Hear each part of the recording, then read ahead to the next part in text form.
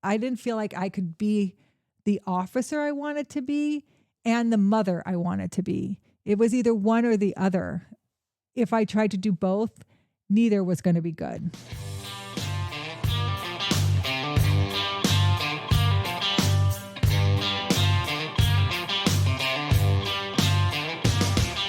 Hi, everybody, and welcome back to Tracer Burnout. I'm Dan.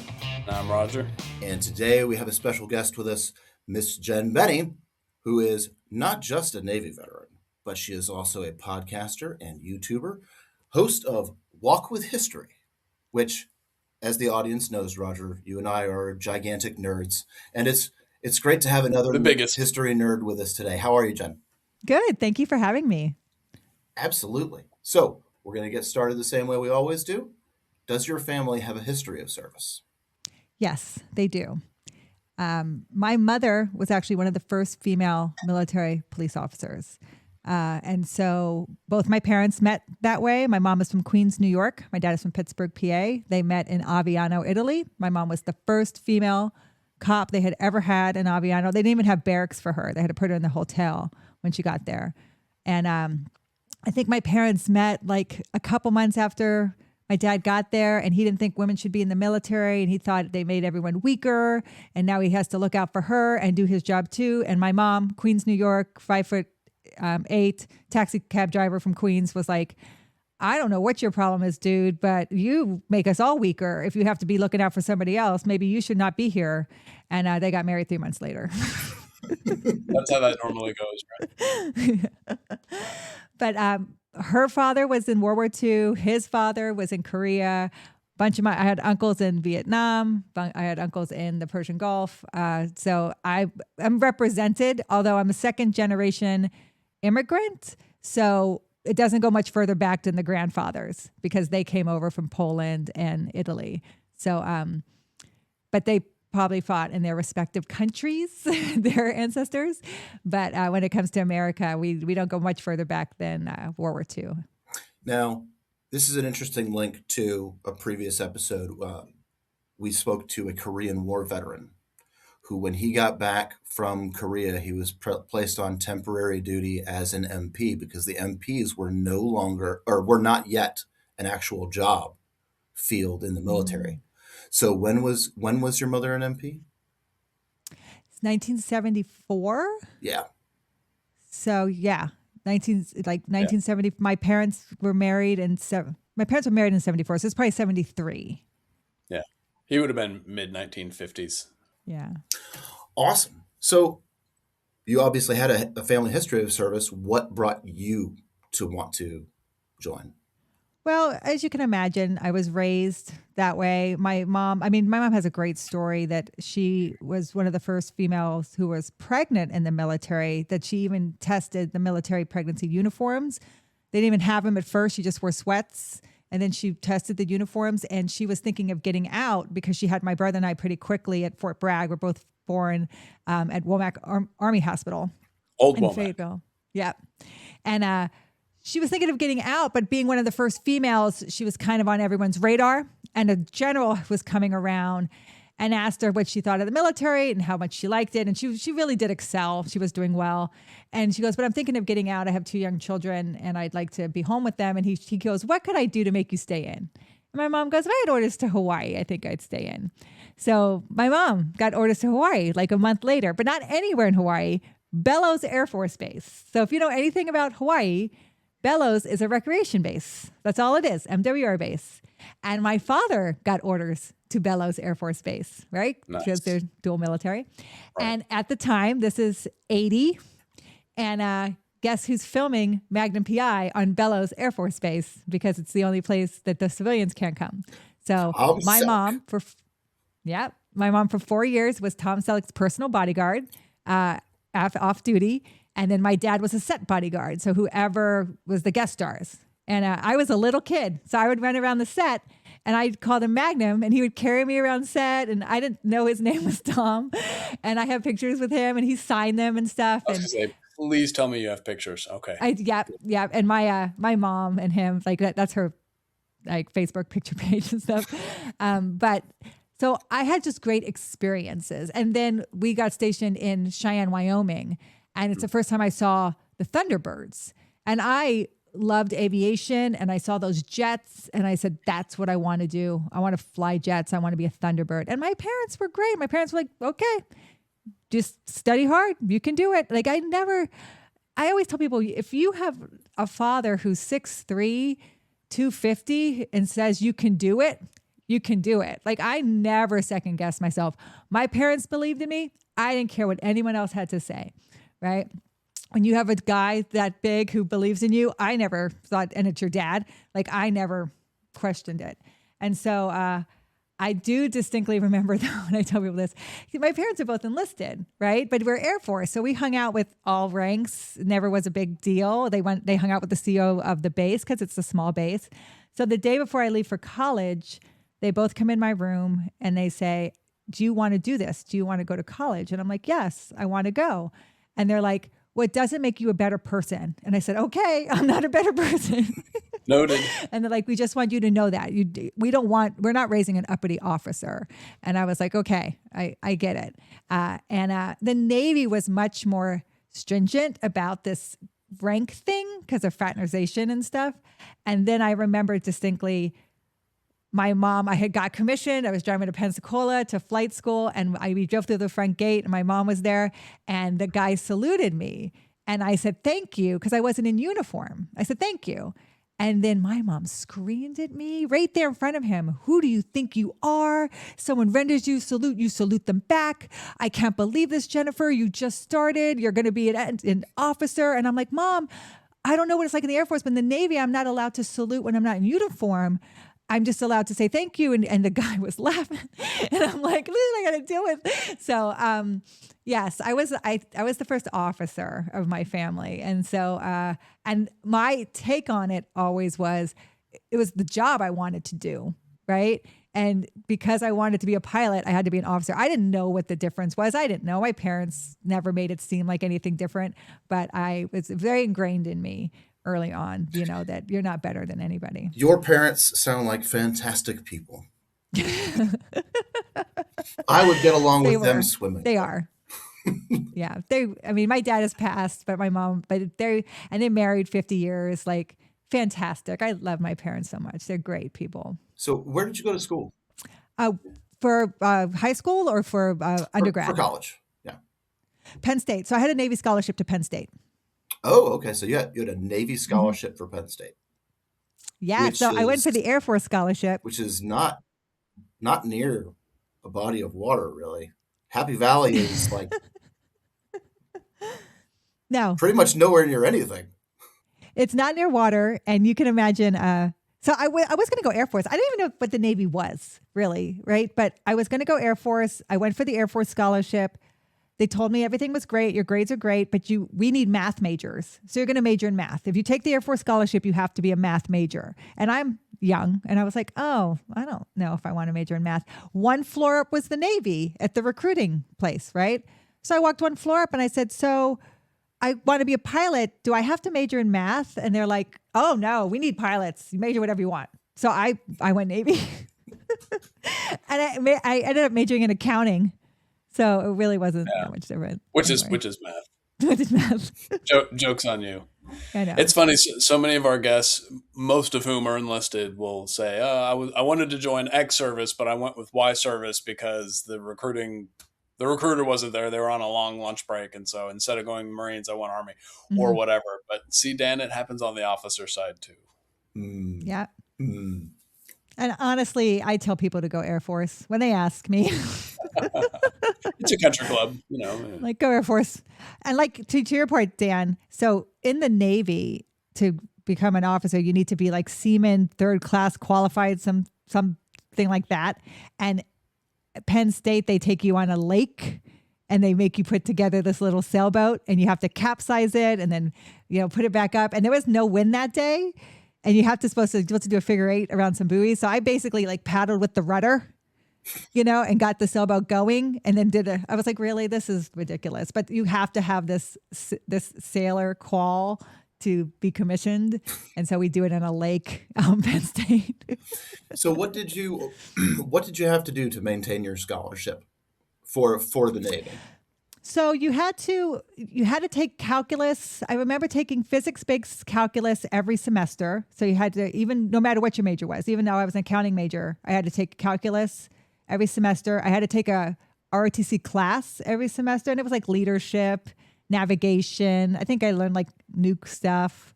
But those classes, if you took 2 more extra classes, you could get a minor in military history.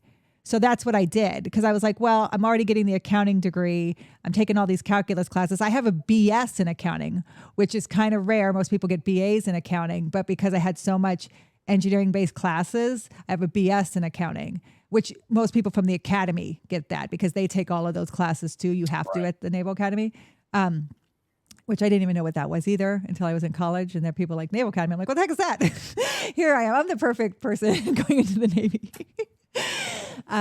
So I had to take calculus, and I actually got allowed to stay an extra semester. So I had like a super senior year, and I got to finish my minor, which was the year Penn State was rated number 1, 1999. LaVar Arrington was on the cover of Sports Illustrated, and LaVar Arrington was my neighbor. So he helped me move into my dorm room, and he was the nicest guy. His dad was in the Army. Mm-hmm. So I would wear my uniform. You had to wear your uniform 1 day a week on campus on Thursdays. And this is all pre 9/11, right? So I would tell people, I'd had people spit on me. I had people tell me I was a warmonger, right? Because it's a very liberal school, Penn State. And I was like, great, this is fun. But LaVar would always wave at me on campus. And I felt, oh my God, LaVar's waving at me. Yeah. And then he would say, my dad was in the Army. And I'm like, you tell me every time, LaVar. Like, I didn't forget. I get it. Thanks. Yeah, his dad is a disabled veteran. Yeah. Mm-hmm. Lost and his he was legs. So great. If I remember correctly, his legs were crushed by a tank in during the Vietnam era. I don't think it was in Vietnam, though. Yeah, I didn't know that. I did know he was disabled, but LaVar was a really great person, and it was cool. So I got to stay that super senior year and watch what more football season. Not that season though. Not that. It wasn't great. No, and we were rated number 1. Rated number 1, but not for very long. Not very long. So when did you finish up that? I was commissioned December 17th, 1999. So what's great about that date is it's the day the Wright brothers flew for the first time. Mm-hmm. So that was awesome because I had an aviation slot. So you also have to take exams to get an aviation billet. And it's very difficult to get the pilot ones. It's a lot easier to get the NFO ones. So like Goose in Top Gun, right? The navigator, the navigator, naval flight officer. The wings look a little different. They look like 2 anchors that cross, and you're not actually a pilot. You're more like the navigator, right? The weapons systems officer. You don't have to have perfect vision. It's a different kind of job, but everyone wants the pilot slot, right? Everyone wants to be Maverick. So you take this exam to see how you rate. And if you are really like by the book and you follow the rules, you test better NFO. So I tested high NFO the first time, and I'm like, no, like all 9s, which is the highest you can get. And so I took it again because someone's like, you have to take this test like you're Maverick. Like you don't follow the rules. You ride your motorcycle 100 miles an hour. You hate authority. Like you're just going to push the limit. You got to take the test like that. So I took it again, and I lied, right? I break the rules. I'm always getting in trouble. I mean, look at me. Like I got a lot of speeding tickets then. At that time, remember, I was always like balancing the points to keep my license. So I didn't have to lie about that part. But I scored really high pilot. So then I got the pilot slot. And so that was the big thing. You wanted that out of commissioning because it guaranteed you were going to go into flight school. So I graduated in full dress uniform, which was great for my parents because at Penn State, when I graduated with 10,000 people, I'm in dress uniform. They could pick me out of the crowd. So that was great. And then you can imagine a huge graduation ceremony. They don't say our names. We don't walk across the floor. We don't do any of that. They say your school, the School of Accounting, and we all stand up and then we sit down. That's it. But they did say, everyone who was commissioned yesterday, please stand up. And there was like 5 of us. So I got to be kind of singled out at the Penn State graduation for that. So that was cool. And then so many people thanking me and stuff. So that was cool. That was my first taste of kind of like being different. It was nice too when all my friends were interviewing, and doing their resumes, and I didn't have to do any of that. I was like, yeah, I'm going to the Navy. I don't have to worry about it. So they made undergrads do resumes. You haven't done anything. I know. That's and they hard. had like those conferences would come, and like, in accounting was like the big 5 firms, right? Like Price Waterhouse, and they would be coming and doing interviews and stuff, and people would be getting their suits, right? And they would be learning all the questions, and I would be like, nope, I'm good. All the prestigious summer internships. I didn't do any of that.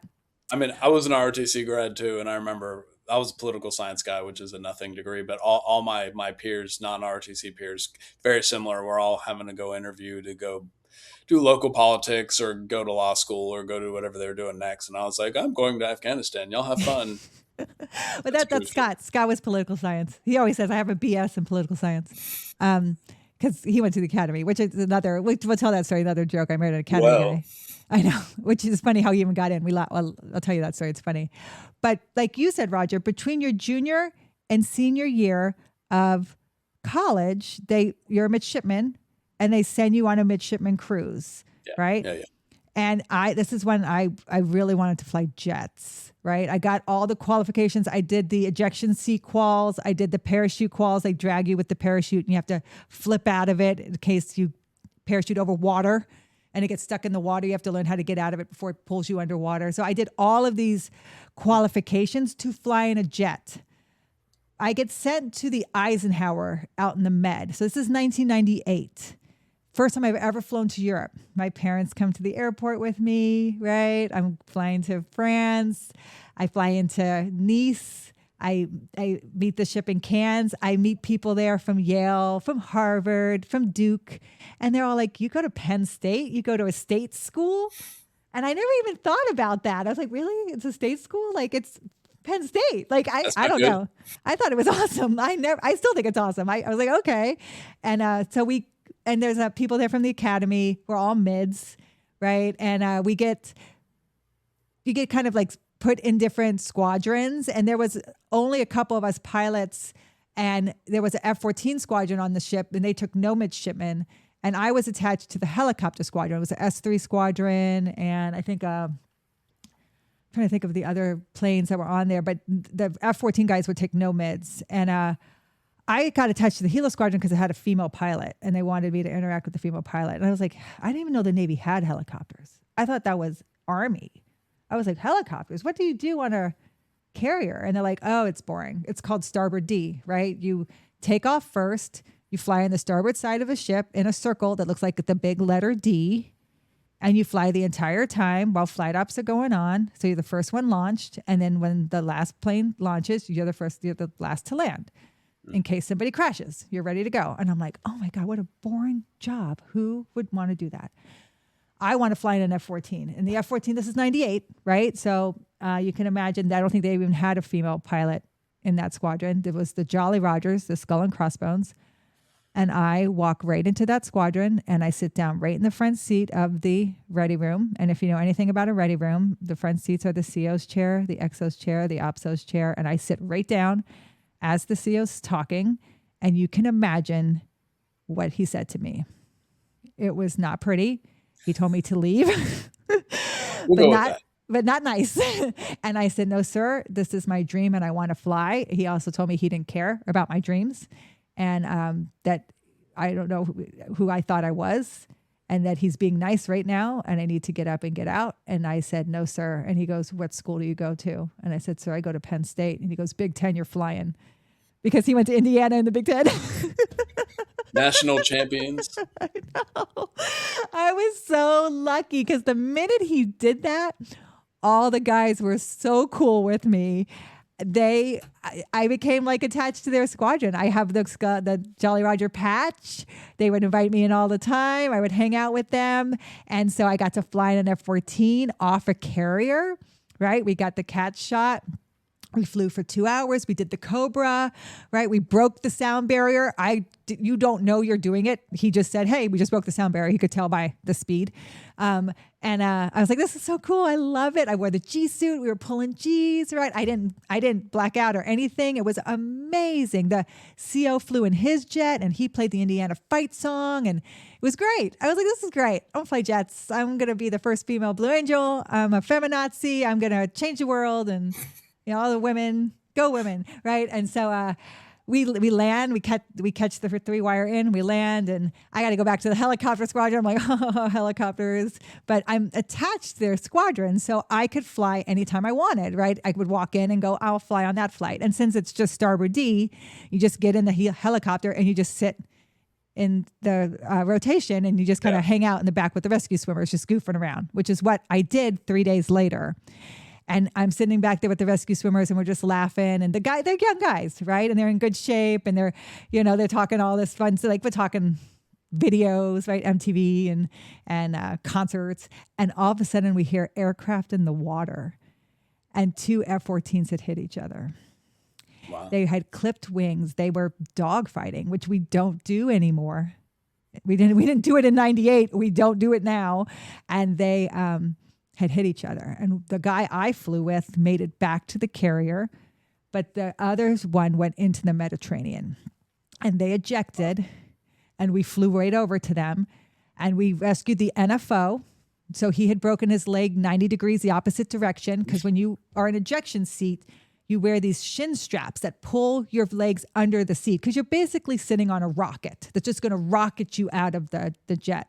And that's why it has no trajectory except for straight. So that's why if the plane is pitching or rolling in any direction, it can eject you right into the water, which happens to people sometimes and they die. This time, one of the straps didn't work and it blew his leg up so he could see it, basically, right? So it broke it and his wow. quad stayed attached to the seat and then he's looking at his shin, basically. So that doesn't sound pleasant. Doesn't sound pleasant. We get him into the helo. He's screaming. He's asking for his pilot, right? And the guys are splinting his leg. They're doing stuff and splinting. They're doing all this stuff. And I'm a midshipman in college. So you can imagine I'm just in the back of this helo like, oh my Mouth gosh. hanging open. Yeah. I have no training. I don't know what I'm doing. I'm just in the way, right? We make it back to the carrier. We're on the Eisenhower. They're going to fly him to Turkey to save his leg. I grab the stretcher to help, to do something. And I'm wearing a flight suit because they gave mids the flight suits to wear. And he looks up at me and he said, when I heard the rotors coming, I knew I was going to be okay. And when he said that to me, I said, I'm going to be a helicopter pilot. So the pilot had died. He had hit his head on the canopy, got wrapped up in the parachute and drowned underneath the canopy. We had a burial at sea for him 2 days later. So I always tell people I got to see the best of aviation, and within 5 days I saw the worst. And it was amazing, right? It was an amazing experience for me. I still wanted to do this. This is what I wanted to be in the U.S. Navy. But my perception had changed. I really wanted to make my job about saving people than taking lives, which is really what you do as a jet pilot, right? So I really was focused on that. And so commissioned December 17th, 1999, went to flight school, Pensacola. I think I started in January, and it's testing. It's like 10 weeks of intense testing, engines, thermodynamics, aerodynamics, weather systems, runways, navigation. 80% is passing, 2 tests a week. You fail 2, you're out. And they do it quick because they're just trying to weed you out before they get you in the cockpit, right? Yeah. They don't want to have to waste their time, right? Coinciding with this is a lot of physical fitness tests, right? It's a lot of the push-ups, the sit-ups, the running, the swimming, full mile swim in flight gear. I beat everybody. I was a swimmer. I beat everyone in the pool. First one out of the pool, full mile swim flight gear. Could always lift a guy on my shoulders. My father always instilled in me. My father was a football coach. And he said, Jen, you just need to be undeniable.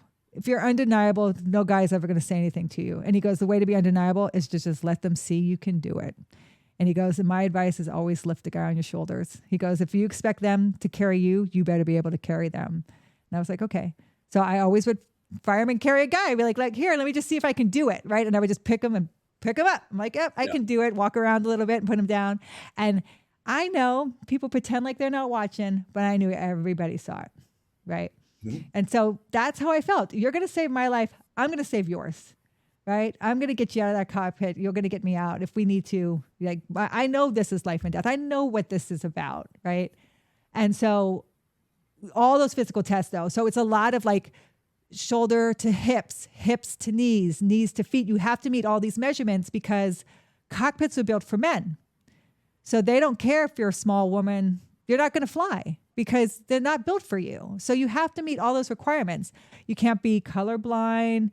They're going to do a bunch of eye tests on you. You can't throw up. They're going to do the spin and puke on you, right? When they pull G's, they're going to make you like lean and do all these things to see. So they're trying to weed you out before flight training starts.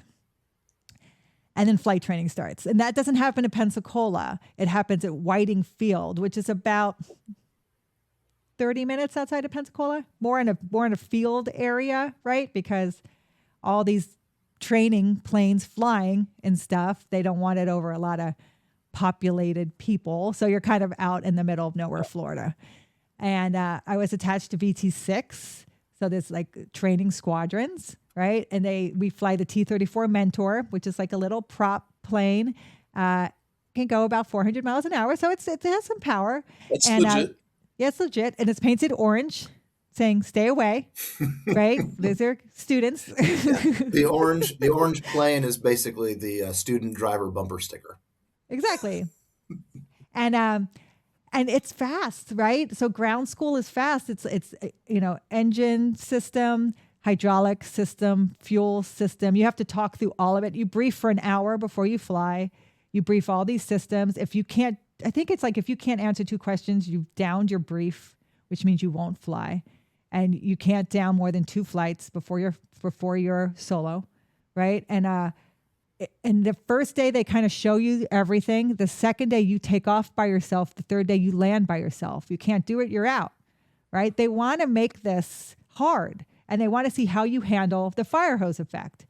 There's so much information coming at you, right? You guys have heard like this before, but you're trying to swallow the water from a fire hose, and you're just what you can get, right? And some you're going to have to let go by.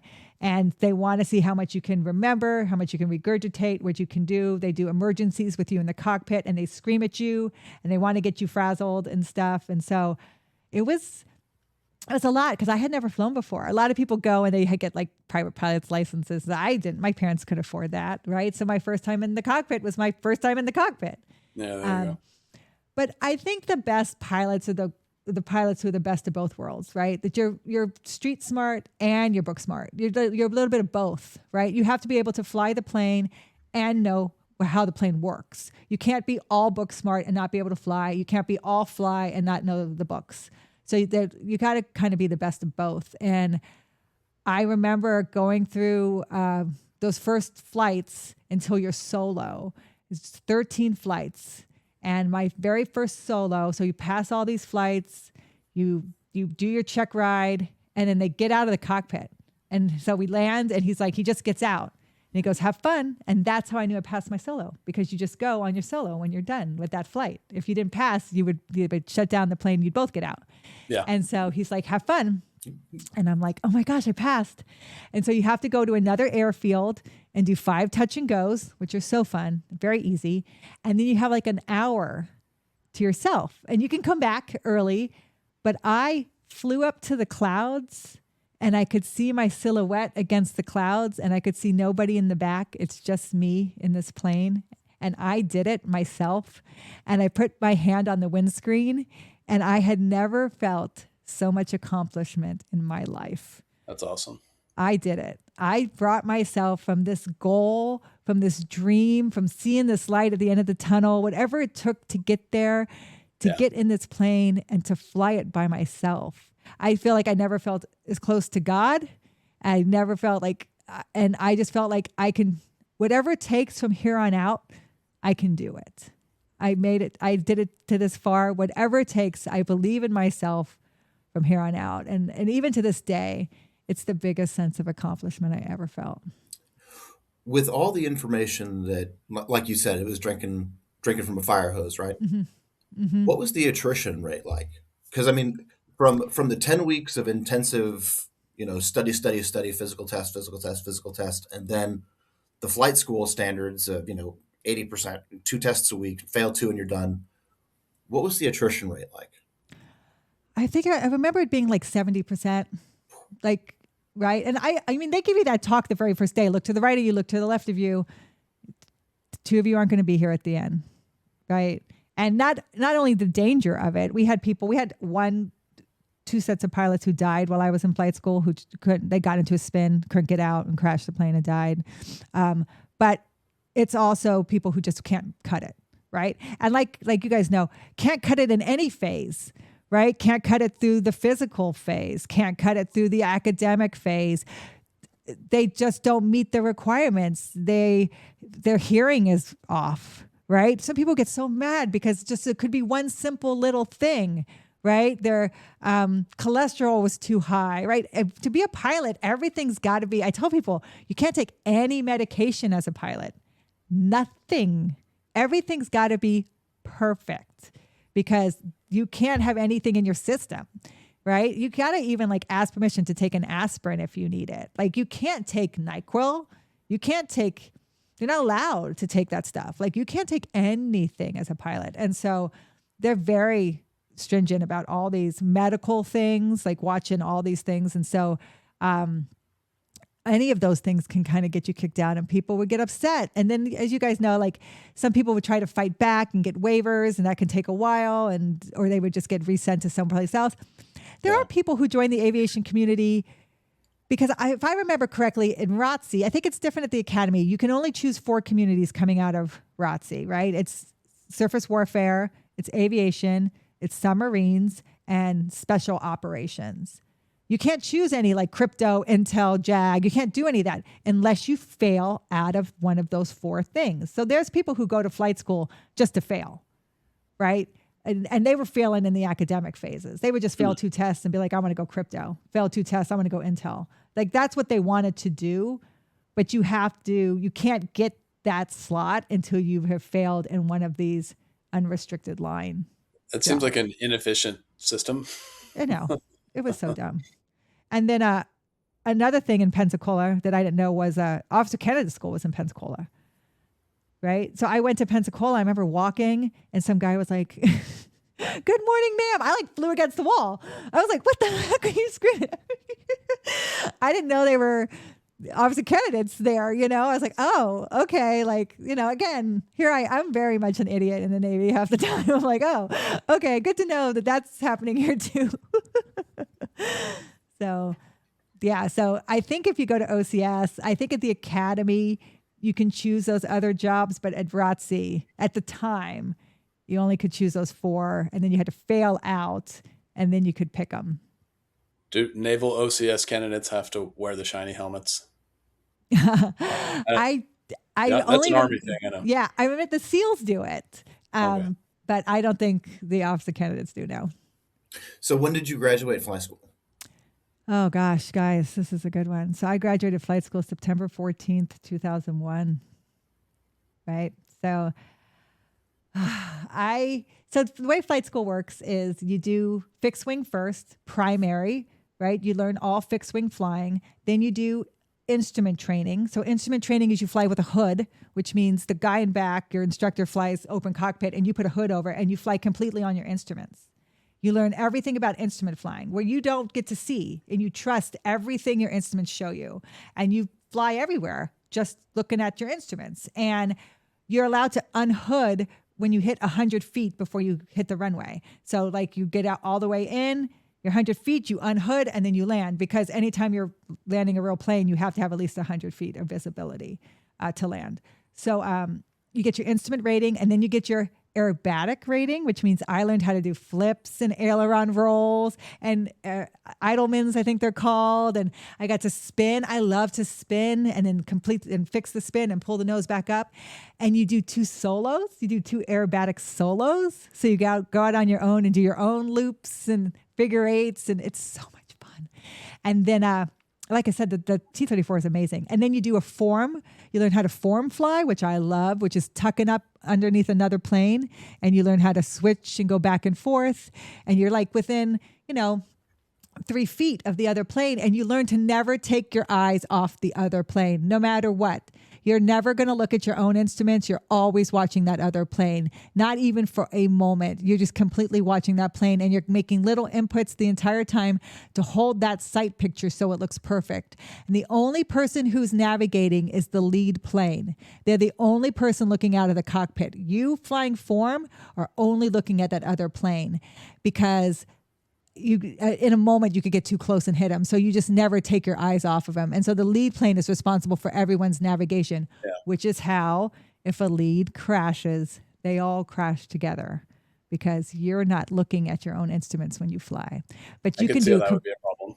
Yeah, you can do a complete flip without realizing it, because you're holding that sight picture in. That's how the Blue Angels do it. That's how the Thunderbirds do it. You just hold that sight picture. So you don't even, sometimes I could see the sun move, so I know that I'm turning, but honestly I'm just watching that plane the whole time, and I'm holding that picture, so I don't even know what we're doing, and I don't know if we're speeding up or slowing down, because I'm holding the picture so much with the controls that I'm speeding up or slowing down to hold the picture, so I don't know. So it's so much fun, and we do 2 form solos too, which are super fun. I imagine that is a level of concentration required to pull that off, which many people do not have. I loved it. And then intermediate. So intermediate is your cross country. And I flew to Vail, Colorado. And this is the one time I thought about quitting. So I'm new to this, right? I had a new on-wing. Your on-wing is the person you fly with for your first 13 flights. And then you fly with anybody when you learn your aerobatics, and when you learn your form, you fly with anybody. But your on-wing is like the person who trained you to solo. And my on-wing was a brand new guy too. And I didn't know that when you went to do your cross country, you were supposed to talk to your on-wing, and it was wherever your on-wing wanted to go, you went together. So there was this big Marine who stopped me in the hall, and he said, "Mitchell, let's go to Vail." And I was like, "Yeah, cool. I'll go to Vail with you. I'm from Cheyenne." So I wanted to get back. I hadn't been back in forever to see friends. I was like, yeah, I'll go to Vail, and that way I can rent a car and drive.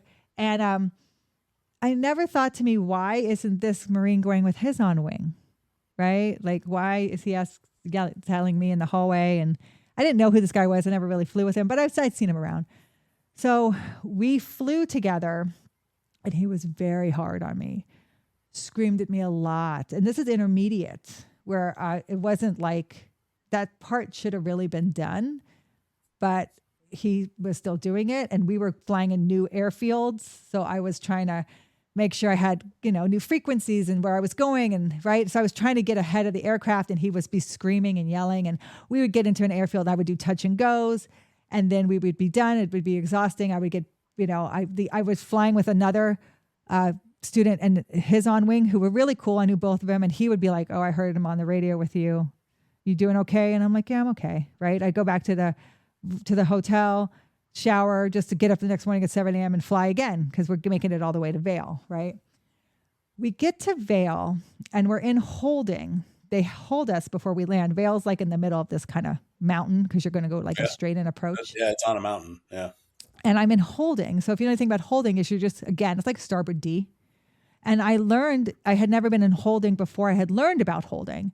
And I learned that if they clear you for the approach in holding, if you're on your outbound leg, you can take the time to do your inbound leg and then do your approach, right? Which I was like, great, because they cleared me for the approach. And so I'm like, great, I got my approach ready, and I'm getting my cards ready. And I'm like, good, I'm going to fly this approach. And he grabs the controls and he says, "That's a fail, Mitchell. You're supposed to do the approach." And I was like, "Sir, and he took the controls from me. And you can do direct, if they clear you for the direct for the approach, then yeah, you can go out of holding and do the approach. But if they clear you for the approach, you have to listen to what they say on the radio. You can do your outbound leg," which I was doing. And we get into the airfield. He taxis in. He's screaming at me the whole time. He's like, "I'm downing you." I'm like, you know, who hears about getting freaking downed on an intermediate flight? "I'm downing you. You're never going to be a good pilot. You're never going to be able to do this. You're going to kill people. He was saying all these things to me. And then he jumps out of the plane and runs into the airfield at Vail. And Vail is like, this is nice. This is what Tom Cruise flies. This is what Harrison Ford flies, right? We're in flight suits. I'm opening the windscreen. I'm so defeated. I'm getting my stuff. And I look in the back and his parachute's deployed. And I'm like, what the freak is his parachute deployed for? And I get out of the cockpit and I'm walking down and I'm walking in and he starts yelling, I deployed my parachute. We're going to have to stay here for a couple of days for them to fly out another plane. And I'm like, what happened? And he goes, I had to pee so bad. And your parachute's hooked up to you that he didn't unhook it. And when he got out of the cockpit, it deploys because it's an automatic thing. If you bail out, it just deploys. Yeah. And so that's why he grabbed the controls and went on, because he had to pee and did the direct approach, right? I didn't know this at the time. It came together later. I go into the pilot's room and I call my parents because I'm a wreck, right? He's telling me I'm going to kill people. I'm failing this flight. I've gone all this way. I'm on the phone with my mom and she's like, Jen, it's going to be okay. And I'm like, Mom, I'm in the middle of Colorado. I've got to fly him home now. He's already failed me. What's the point? Why do I even stay? And some guy walks by and drops a note right in front of me. And he walks out. And I don't know who this was. And I open it up and it said, I still have it. I heard you on the radio. You did the right thing. I don't know who this jerk is that you're flying with, but he sounds like a real You know what? Yeah. I know instructors can be like that because I'm one of them. Do not give up on flying. And then I folded it up and put it down and I said, I'm going to fly him home, Mom. And however he grades me, I don't care, but I'm going to do it. And that person, whoever he was, I don't know, saved me from quitting because I would have quit. And that Marine walked in and I said, I'm going to fly you home. And he goes, I'm going to down you, Mitchell. I said, I don't care, sir. I'm going to fly you home and you grade me however you want. And so I did. I mean, I drove, we got to spend like 5 days there because I have to fly another T-34 out with another parachute, right? Because they don't have the parachute there to put in the cockpit. And I got up to Cheyenne. I got to see some old friends. I was wearing my flight jacket. People were like, this is amazing. I felt confident. I had to come back to this guy's family and just put on a good face, got in the cockpit and flew this guy home. And in my service record, he wrote, he didn't down me for the flight, but he said she cried in the cockpit. And I remember I was like, you jerk. Like after you berated me and yelled at me, he's what he wrote. So I ripped it out of my record. I don't even care. Like I remember I just sat there, I ripped it out, I balled it up and I took it. I'm like, that's not gonna, after everything you did. And you're lying about that you had to go to the bathroom and you deployed the parachute. You made it so we couldn't fly, you know? And I went on after, so that was primary, that was intermediate, and then you go to advanced. And advanced is all helicopters, right? That's when you fly the Bell Jet Ranger. And it was a small little helo, and it was so great. It's what the sheriff's department fly. It's skids, and I excelled at that. I still remember this Marine's name. I know he flies for the airlines now. I told my husband there is nobody that I would ever approach or get in the face of except for him. If I ever see him again, I will tell him that I was an excellent pilot and I was top of my class. And I actually went to war, which he never did. And I brought all my men back alive, you know, so kiss my whatever. But so when I went on to helos, it was amazing. You learn how to hover, right? And you land on the skids and you do these, you auto rotate. I loved it. And every time you fly, you can either get all standard grades, you can get like a below grade, or you can get above grade. And I had more aboves than anybody who I graduated with. I would average 13 aboves per flight. Like, I just loved it so much. Everything came together. The math would come together. I love to fly. I love to feel like I was very much what they call a seat of your pants pilot, which would you feel what the plane is doing. That's World War One. Yeah, and it's 3 axes you can move on with the helicopter. So I just loved it. And so I had finished all my flights by September 10th, and my winging was September 14th. And I had made a bet with my commanding officer who they had never had a female pilot, helicopter pilot in Japan. They never had a female pilot in Japan, period. And I asked him, I said, if I'm first in my class, can I go to Japan? And he goes, Jen, they're really not ready for women yet. They don't really have the facilities. And I said, but I want to do it. And he goes, if you're first, I'll make sure you go to Japan. So that day, September 10th, I think it was September 10th, I walk into his office. I go, am I first? He goes, you're first. You're going to Japan. And I was like, I'm so excited. I call my parents. They're coming to my winging, right? And I'm sleeping in on September 11th because I'm all done. I haven't slept in forever, right? And my mom calls me she's from New York, right? And she calls and she goes, Jen, turn on the television. And I did, and I saw the first tower with the smoke. And I was like, what happened? And she goes, they said a plane hit it. And I'm like, oh my gosh, were they out of control? Did they have an emergency? I said, did they just she's like, I don't know. They said a plane just hit it. I'm like, oh my gosh, that would be difficult, but I know it's close to LaGuardia. I'm like, maybe I can see if you lost control. I said, that's just so weird. And I think we were all on that level of denial. Yeah. And then all of a sudden I saw the second plane hit. And I was like, oh. I said, is that like the first plane? And my mom's like, yeah. And I'm like, Mom, this isn't an accident. And she goes, I don't think so either. And I was like, oh my gosh. And just then, two-way calling, right? So I got the two-way call from the base, and the CO was like, base is closed. I want all the wingers to meet me at the Waffle House. And I was like, okay, yes, sir. Right. And I told my mom, I said, Mom, I have to go to the Waffle House, which is right off the base. And I was like, I have to go to the CO's calling. And she goes, okay, keep me updated. Like, what are we doing for your winging and stuff, And I was like, I will. And so I went to the Waffle House, T-shirt, shorts, all the other, I think I winged with like 20 other people. And we're all sitting there, and he walks in and he's like, so we don't know what's going on, but we know that things are changing, and they're changing fast. And he goes, Mitchell, you're not going to Japan. He goes, you're going to San Diego. And I said, yes, sir. I didn't even question it. I didn't even know what helicopter I was flying, right? Yeah. We hadn't chosen our platforms, right?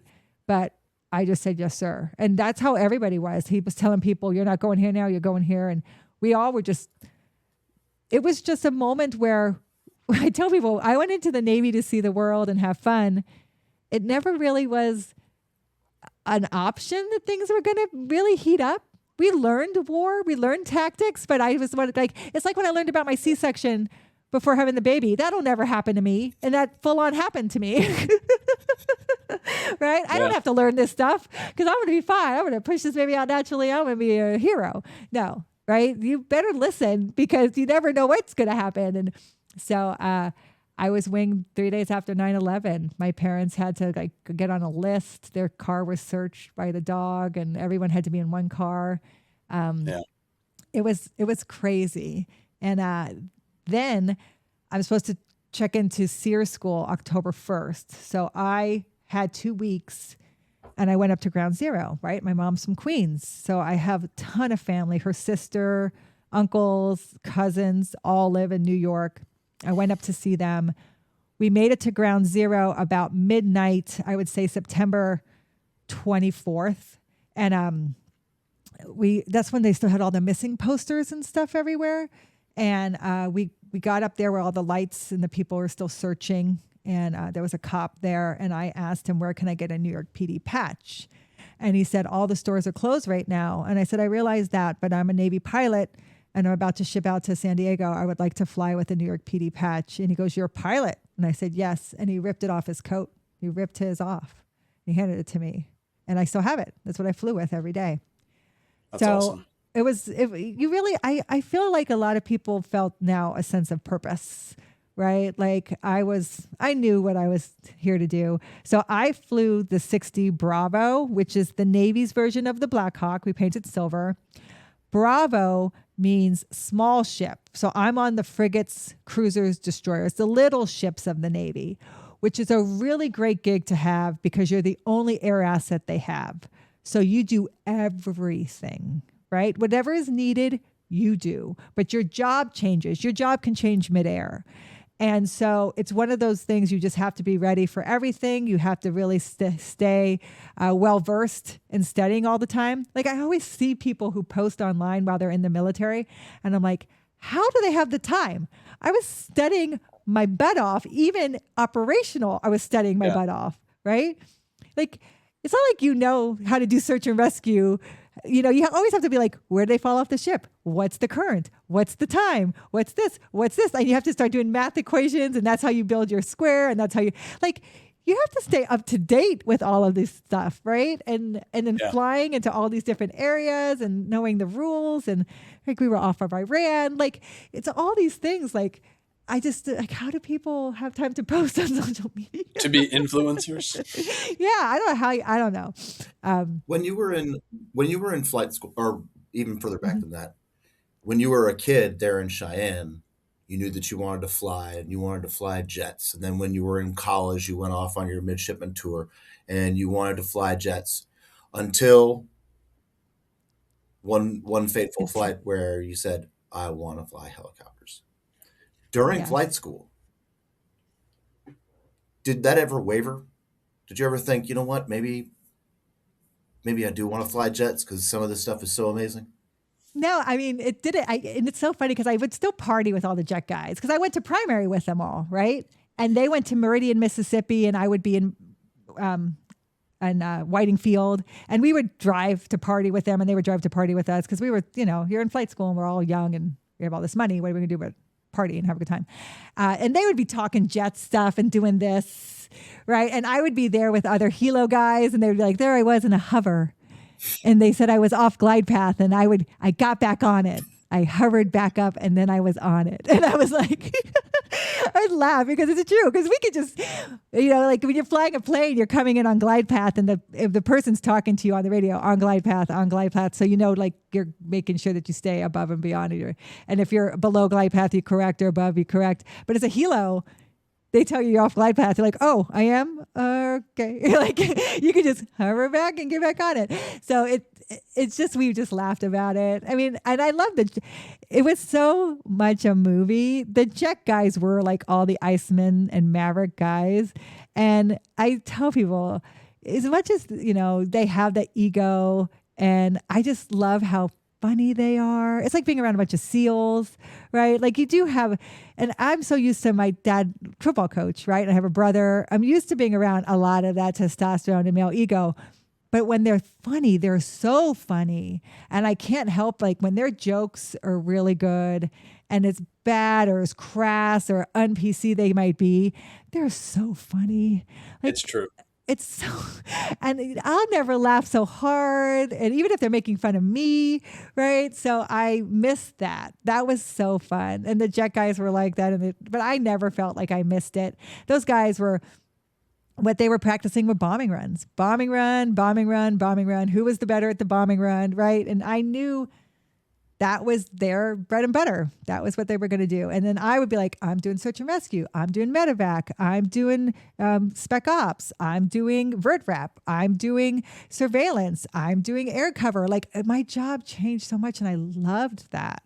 And I loved learning all of that. So I felt like I had picked the right platform. Before we take a break, I do have one question about, and this is probably more of an FAA question, but the Vail incident, aren't all of those air traffic control discussions recorded? Yes. So, I mean, if it came down to it, pushing and shoving with a turd who's an instructor, I mean, there's receipts. Yes. And I think he was so embarrassed by the parachute incident. And then, yeah, we probably could have checked that. But as a student, you take everything your instructor says. Yeah, I got you. As truth. And when we did get back, he didn't down me like he said he would, even though he put that I cried in the cockpit in my record. So I give him that, but I ripped that thing out of and this is before everything was digital. So I ripped it out of my record. I was like, it's not in there. And I don't even know what that record is today. So it doesn't really matter. But, it's like when you're in school and the threats of putting it in your permanent record. Ooh. I know. Yeah, I mean, I just think that there were people along my path. I don't know who that guy was. He didn't have to write that letter. Yeah. That's why I think he was an angel. I tell people that, Yeah. right? I still have it. It's in an album somewhere. Yeah. Last question before we take a break and then come back and move on. Helicopter pilots, jet pilots, who's the better volleyball player? Probably, I will have to say, probably the helicopter pilots. And you want to know why? Because we can be a little taller. That makes sense. Yeah, because you have to be a certain height for a jet, and you can't be too tall in a jet. But you can be pretty tall in a helicopter. All right, fair enough. We'll take a quick break, and then we'll be right back. Sounds good.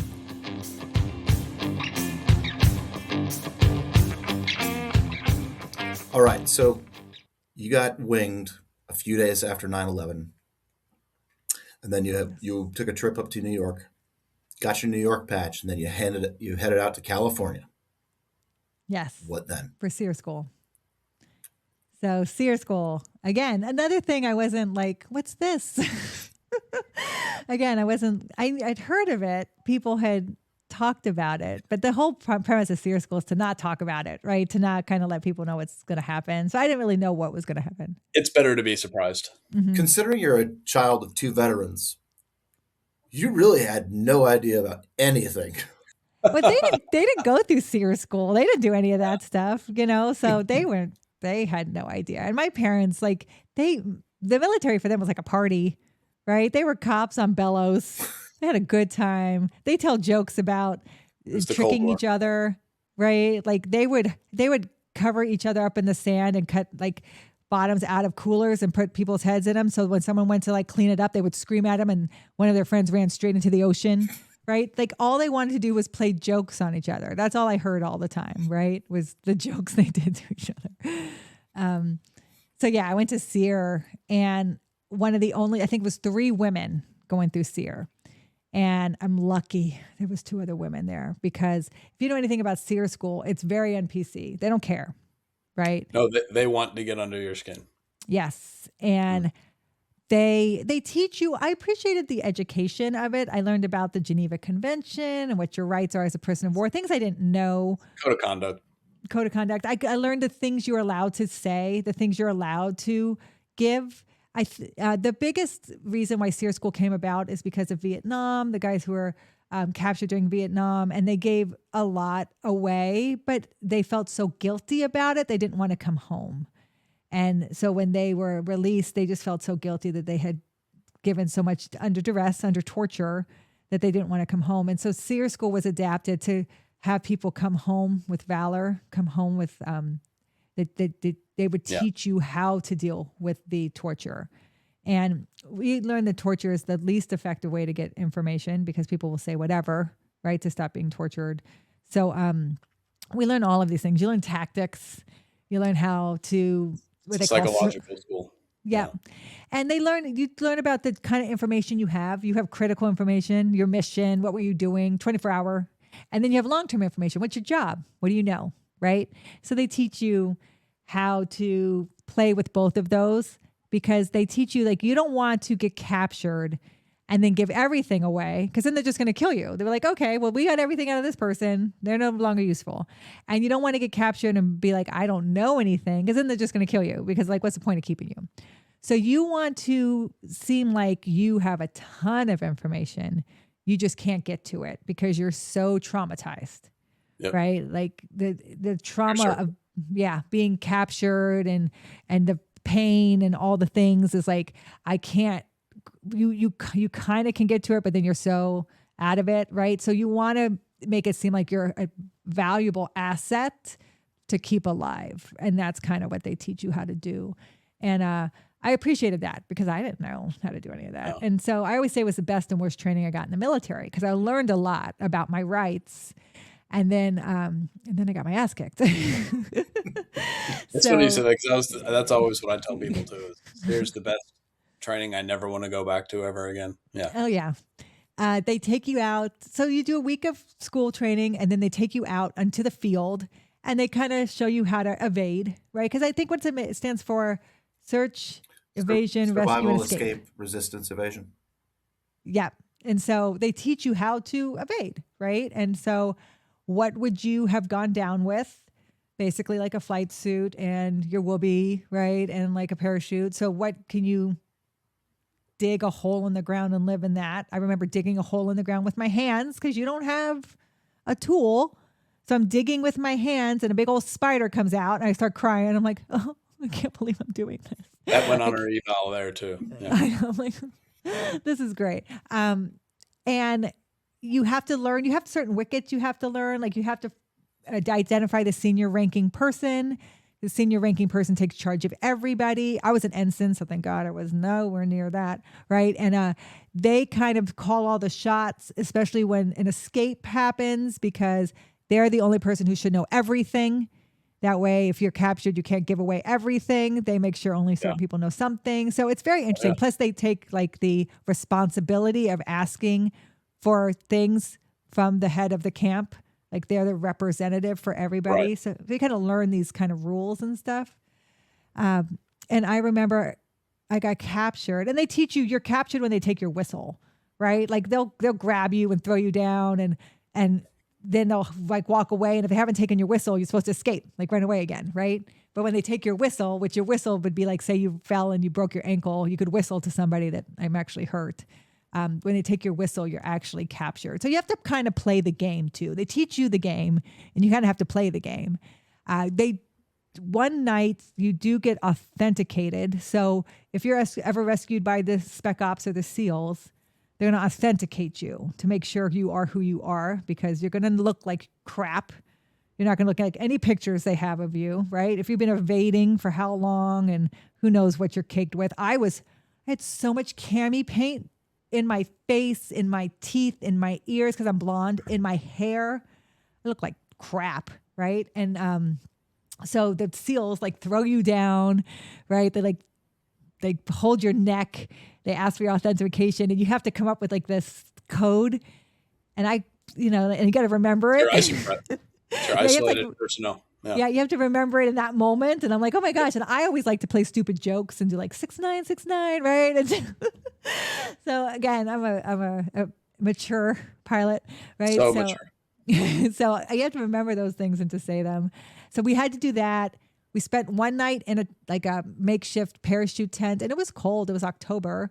I was cold. I remember shaking so bad I couldn't stop shaking. And two guys got on either side of me and threw the whoopee over us and got me to stop shaking because I was just couldn't. It was so cold.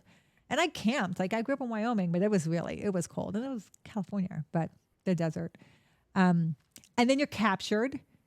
And then they initially beat you up for the 24-hour information. And I remember they teach you in SEER school, if you get the gun put to your head, it's your utmost. Like, what's your utmost? That means they put in the bamboo shoots under your nails.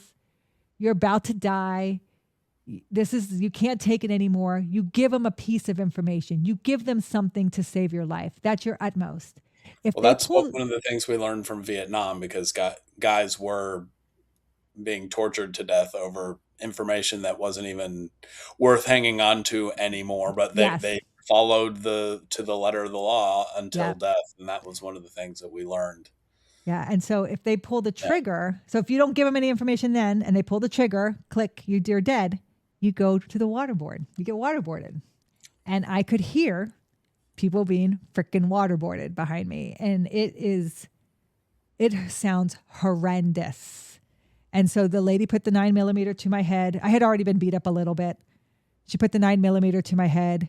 And I remembered from class, this is my utmost. And they give you a scenario, like what you're doing. So I said, I think I was doing this, which is what part of the scenario is. And she took the gun away and pocketed it. And she picked me back up and she clocked me right in the face. And my ears started ringing so loud that she started yelling something. And I was like, what the heck is she saying? Like I couldn't hear any pretending. Words. Yeah, I didn't hear any words. It was just my ears were, and I'm like, wow, it really does happen like that. Like you really do get hit so hard that you can't hear any words right? Like, wow, she really rung my bell. Like, I saw stars a few times too. Yeah, like, wow, they really are stars. Yeah. yeah, I was like, oh. So, and then she picked, and I just got beaten up some more, but I didn't get waterboarded. And I could hear those guys. That meant that you died. If you were waterboarded, you died. And you got back into the scenario after you were waterboarded, but you didn't listen in class, right? And the guys who were getting waterboarded were the Marines the infantry guys who were just goofing around the whole time. I'm like, didn't you listen? Did you listen when they said gun to your head utmost? But yeah, it sounded really bad. And so then we get to the camp. We all strip down. They throw all of our clothes in a pile. Everyone's like naked. They pull the women aside. The three of us, they pulled aside. They made us all turn slowly in front of the commandant of the camp, and he got to pick which girl he wanted. That was, to me, the worst part, right? Yeah. And then, Brutal. and later, after everything was over, I found out it was the doctor, and he was looking at us to make sure no one was hurt, and he did it to everybody. But I still was like, I don't care who the hell it was, like, right? I was like, it felt so degrading.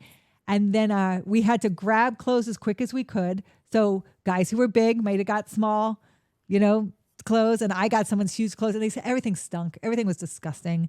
You got a coffee can to go to the bathroom in your little dog cage. You got numbers, and you had to call yourself a war criminal. Mm-hmm. And they did a bunch of these scenarios, and they wanted you to like sign things, and they were looking for propaganda. You learned all of this stuff, right? Like you didn't want to sign something, even if it was just signing your name, because they can say you signed this affidavit that said that you killed women and children. You admitted to war crimes. You're taking responsibility. You're surrendering Americans. Like they can take you signing and take a picture of it and say something else about it. So you were they teach you to be very cognizant of everything you're doing. And then as an officer, I was pulled out and told to do stuff. I wouldn't do it. Told my guys not to do it. Never get hit. If a guy wouldn't answer a question, they would pull me out, and they're like, "You don't want to answer?" And they would be like, "Nope," and they would hit me, and that was hard for guys to see. Mm-hmm. It's very hard. And there was one girl. They did it on purpose because it's very hard for guys. Especially our senior ranking guy was like 6'5".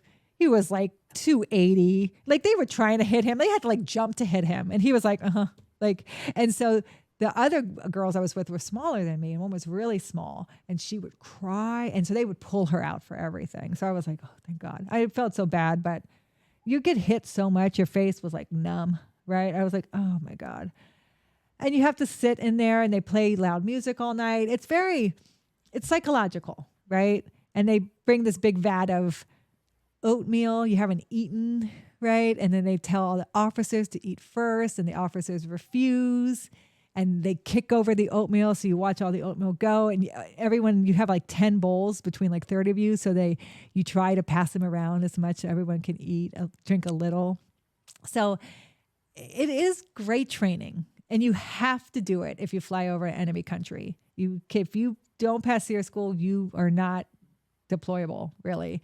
And so you have to do it. But I remember that last day, they like say something like, they were making fun of the American flag and how women wear it and up their crotch and stuff. And no one respects it anymore, and nobody cares. And now turn and face your new flag. And we're all like standing at attention, and we're all dirty and tired. And they raise the American flag, and they blast like the Stars and Stripes, and everyone comes out of character. They were all in Russian accents when I was there, and everybody's crying. Everyone's crying. People come out of character. I remember I just leaned my head on the guy in front of me, and I was like, oh God, I think I lost like 10 pounds. And then you have to show up the next morning, like 0600 to get your certificate. And you're like, really? I'm exhausted.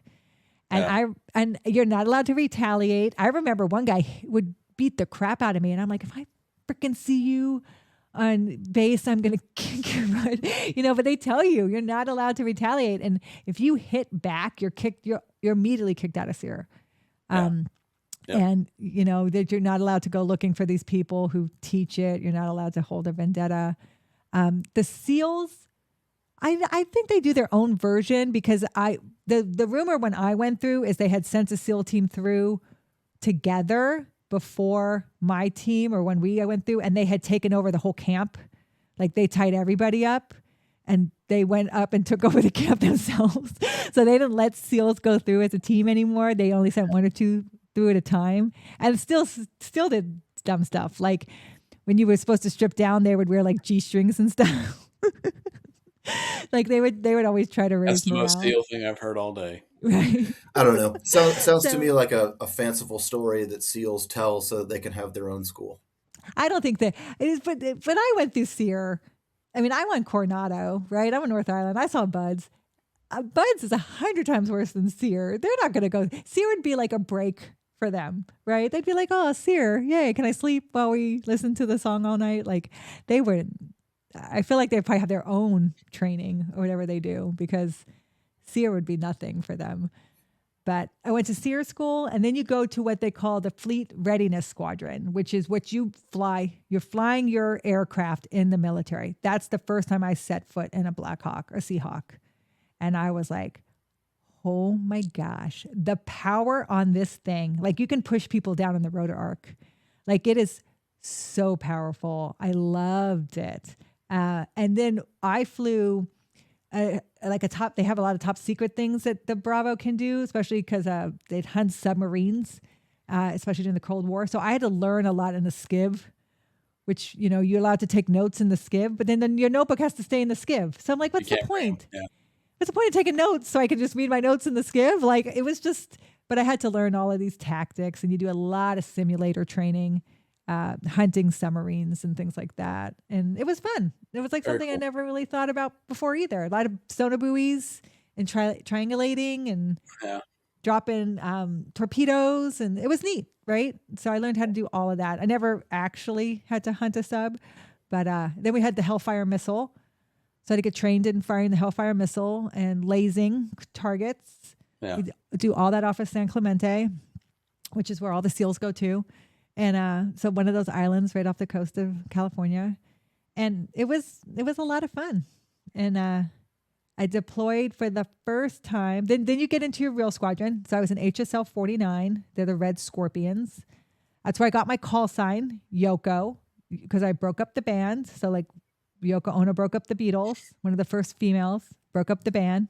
So not a bad call sign, because call signs are not cool, and they really look for something that would embarrass you or make you mad. So they watch you. When they tell you your call sign, they want to see your face, because if you're like, oh, then you're keeping that call sign, right? Like anything you don't like, you're keeping. If it's too cool, you're not getting it. No one gets Maverick or Iceman. No one gets cool stuff. What about Grave Digger? Yeah. Or I remember there was one who was Sofa King. Nice. Right? Like it's just a bunch of fun. Like, and if your last name, there was another girl who came in after me, and she was Chewy for Chewbacca because her hair was always crazy. So the other naval aviator we've had on here was a whiz for a particular act that took place over a wild, crazy weekend. So yeah. Yeah, you get it could be something you've done that was dumb. Yeah, right. So yeah, it was Yoko, but it was great. The guys were, I know.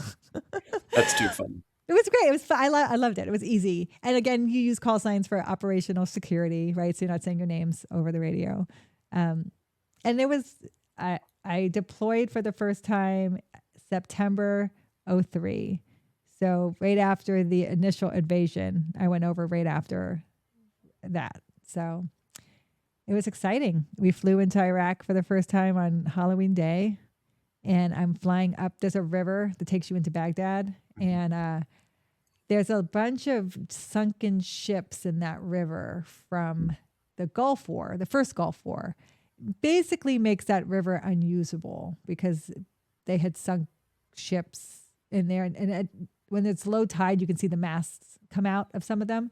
And so I was putting them in the radar system. I was kind of triangulating on their positions and putting their lats and longs in the radar system, so we knew they were there as we're going up. And my crewmen, again, in a helicopter, I have crewmen in the back in case search and rescue type of thing. They also, I have a 50 cal out the door. They fire that. They work some avionics back there. They help with the buoys. So they have a bunch of jobs that they do back there as well. And he said, Miss Mitchell, I'm nervous. And I was 20, 24, I think at the time, 24, 25. And he was like 30. And I remember when he said, Miss Mitchell, I'm nervous. I was like, he's nervous. What is he nervous about? Like, I'm not nervous. Like, we're fine. Like, I just remember thinking, we're fine. We're going to be fine. Like, everything's going to be okay. And we've been trained for this. So I remember just being young and ready to go and feeling invincible. And I do remember before we left, they wanted us to write these letters to our parents in case something happened to us, right? And we left them behind. Or I think I gave them one to a girlfriend of mine. And thank God nothing happened to me, because I wrote this letter to my parents, and then I wrote all these stupid jokes to all my friends, like in the corners. Right? Like it's a yearbook. Yeah, like it's a yearbook. Oh, don't you remember this time? Ha ha ha, never forget. Or, oh, my friend, you got to tell my ex-boyfriend, this truth about this, da da da. Oh my God, it's going to be so funny to see his face. Like that's what I wrote. I just filled out all these little things. I'm laughing as I'm writing it, and I was folding it up, and I'm like, okay, here we go. So I don't know what happened to that. I would love to read that today, to see all the stupid things I wrote. Because I kind of was I come from a big Italian family, so I wanted to make sure each cousin got a little joke in there. I wanted to make sure everybody kind of was represented if something happened to me. They're like, what did Jenn think of me? Like, oh, I put something in there. So I remember doing that. The ship I was on was a frigate. And if you know anything about frigates in the Navy, they're the smallest ships. They call them bullet sponges. They're the ones who go out first because they're trying to protect the bigger assets. Yeah, it's a screening vessel. Yeah. It's a screening. Yeah. There's only like I said, 250 people on. We're 15 feet off the water. The air department was 6 pilots and an air det, which I think is about 20 people who work on the aircraft. We had 2 aircraft, and then we're attached to the ship. And there's always this animosity between surface Navy and aviation Navy, because aviation Navy, we pretty much act like the surface Navy's there for us, right? They're there to support our job.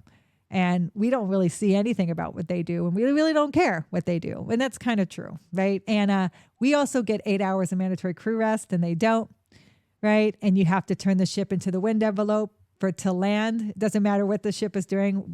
We can't land without it in the wind envelope, so you got to turn. Doesn't matter what you're doing. You have to turn so we can land. So we really see us as the most important people on the ship. They don't. So it's constantly this butting heads with each other. So I learned a lot of that too. Like, oh, why does the surface Navy hate the aviation Navy so much? Oh, this is why. Because we both think each other doesn't matter, right? But that deployment was 9 months long. I remember it was we were in the NAG the whole time. We got into the NAG. We stayed in the NAG.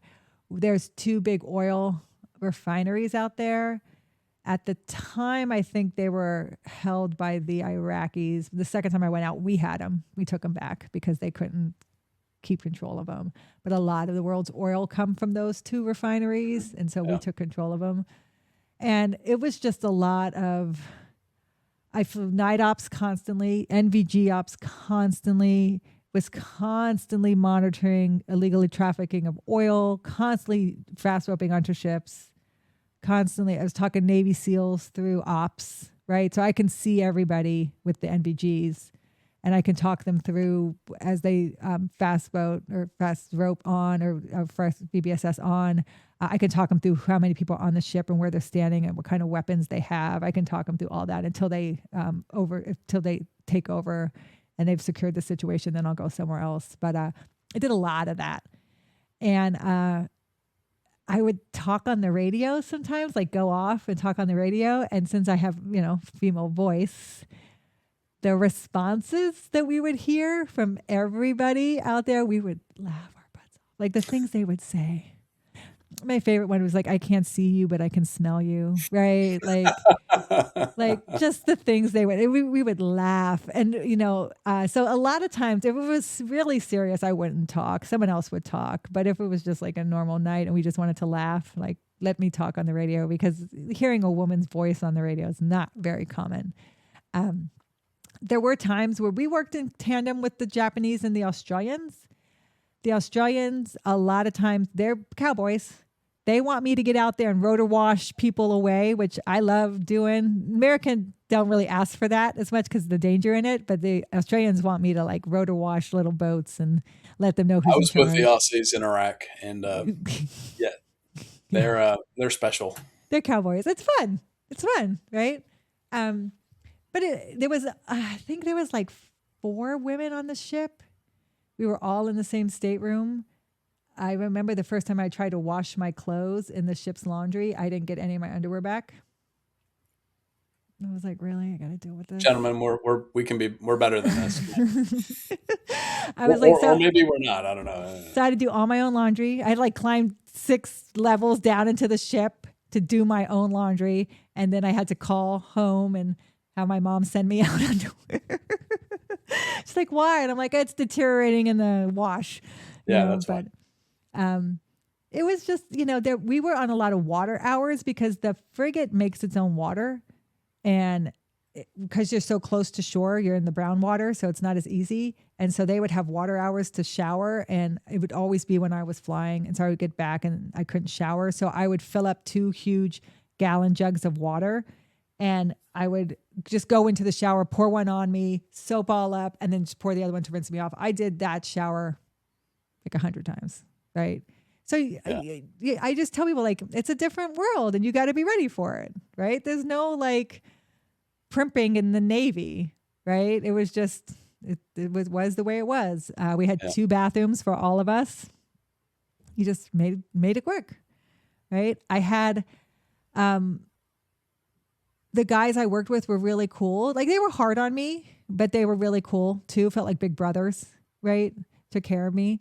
But they were good. They really pushed me to be better. And when I think I promoted to lieutenant while I was deployed. So they both pinned me, the 2 upper ranking pilots I was with. So they were cool. So it was just a really great experience. I had a good commanding officer there, but no real female mentorship. It was just like all dudes. And I set the precedents. And I tell people all the time, like, it wasn't like people wouldn't say things. Guys would try. They would say some stupid shit. And I would say, what did you say? Like, I would make it very clear. I'd give them one out.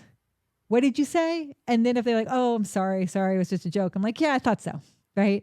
But if they said it again, I would say, do not talk to me that way. I don't want to have to write you up. I don't want to have to deal with this, right? And they would be like, okay, I'm sorry. And I'm like, yeah. Just do your job. So I never really had that much of an issue because the higher ranking guys never gave me a hard time. I only really got it from lower ranking, which again, I could set more of the tone then. I got very, I would say, lucky in that regard. And it helped that I was good at my job, right? I was a couple times that I flew with guys doing an approach or doing some kind of rescue, and they would be like, wow, that's the best I've ever seen. And I would be like, yeah, good, right? So I felt very confident in my abilities and being a pilot. And so I think that really helped too, that I never really had. I had one, I remember in the FRS, remember when you're flying your fleet helicopter before you go into the fleet, I flew with a woman, Amy Bauerschmidt, who is now an admiral. She was the first female commanding officer of an aircraft carrier.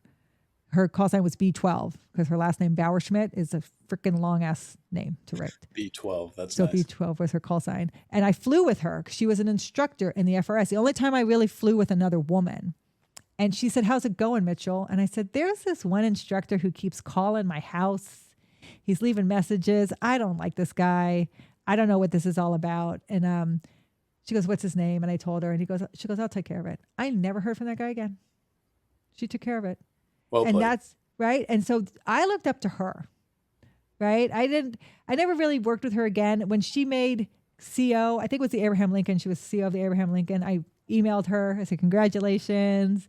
I always looked up to you. And she's like, thanks. That means a lot. And then when she made Admiral, I was like, Amy, this is so great. They picked the right one this time. And she's like, thanks. But like any other woman, she's sacrificed. She has no kids, right? Like she's just gone full on Navy, but she's really good. And I know a lot of people look up to her, and she took care of it. And that's the kind of woman I wanted to be.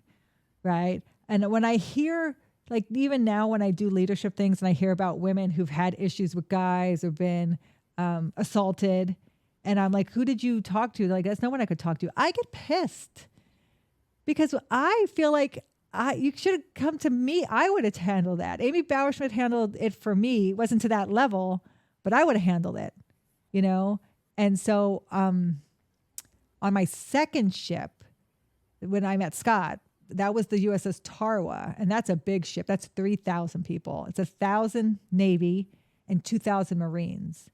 Yeah. I was senior ranking female on that ship, and I took that job very seriously. And again, set the tone, set the precedence. I was the most qualified officer on the ship. Like, I qualified in everything. And I worked the air department, so I worked the tower. But when the CO wanted to get some rest, I stood OOD watch because he felt like he could sleep with me as OOD on the bridge. So you had the gun. Yeah. And that, I didn't get 8 hours of mandatory rest because I wasn't flight operational, right? So I was in sick row. I worked every job, but I learned so much about what the military does and more of the surface Navy. It's a surface Navy appreciation tour, because it's your disassociated tour. It's your non-flying tour. But I took that job. There's a lot of women on that ship. We had a lot. I remember the deputy of the undersecretary of the Navy came on. She was a woman, and she was asking me questions about how we could help women get more prepared for sea and stuff like that. And I was telling her about taking care of people back home. I said, taking care of people out back home is the best way to prepare people for deployment. Because they're not, if they don't have to worry about people at home, they're ready to fight. But I hear so many stories about worrying about what's happening back home and if people are getting medical or getting whatever they need.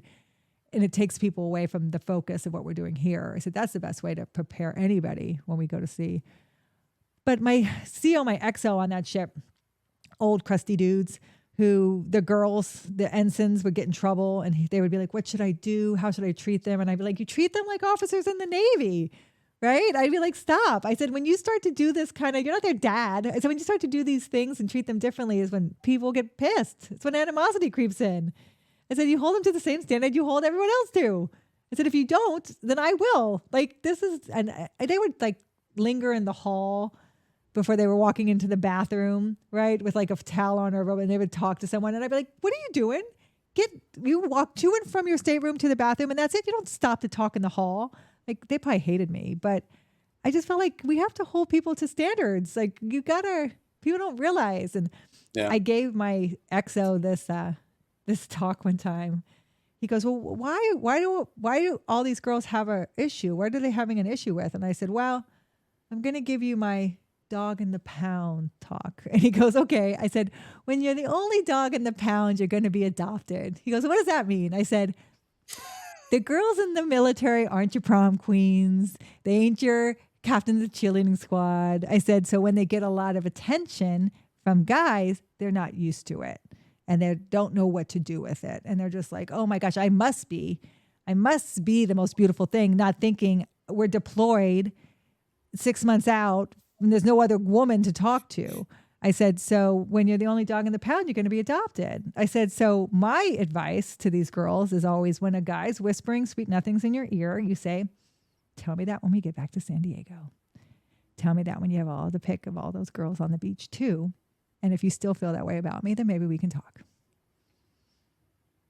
But that's fair. I had to be fair. I had to be honest. Like, it's so interesting. I mean, I talked to some SEAL friends I'm friends with, and they were like on deployment with these Marine girls who like look like bulldogs. He goes, you wouldn't even look twice. He goes, but 6 months in, I was looking twice. It's true. I'm like, I know. I get it, dude. Like, and you feel like you're special because all of a sudden people are treating you special, but you're not special.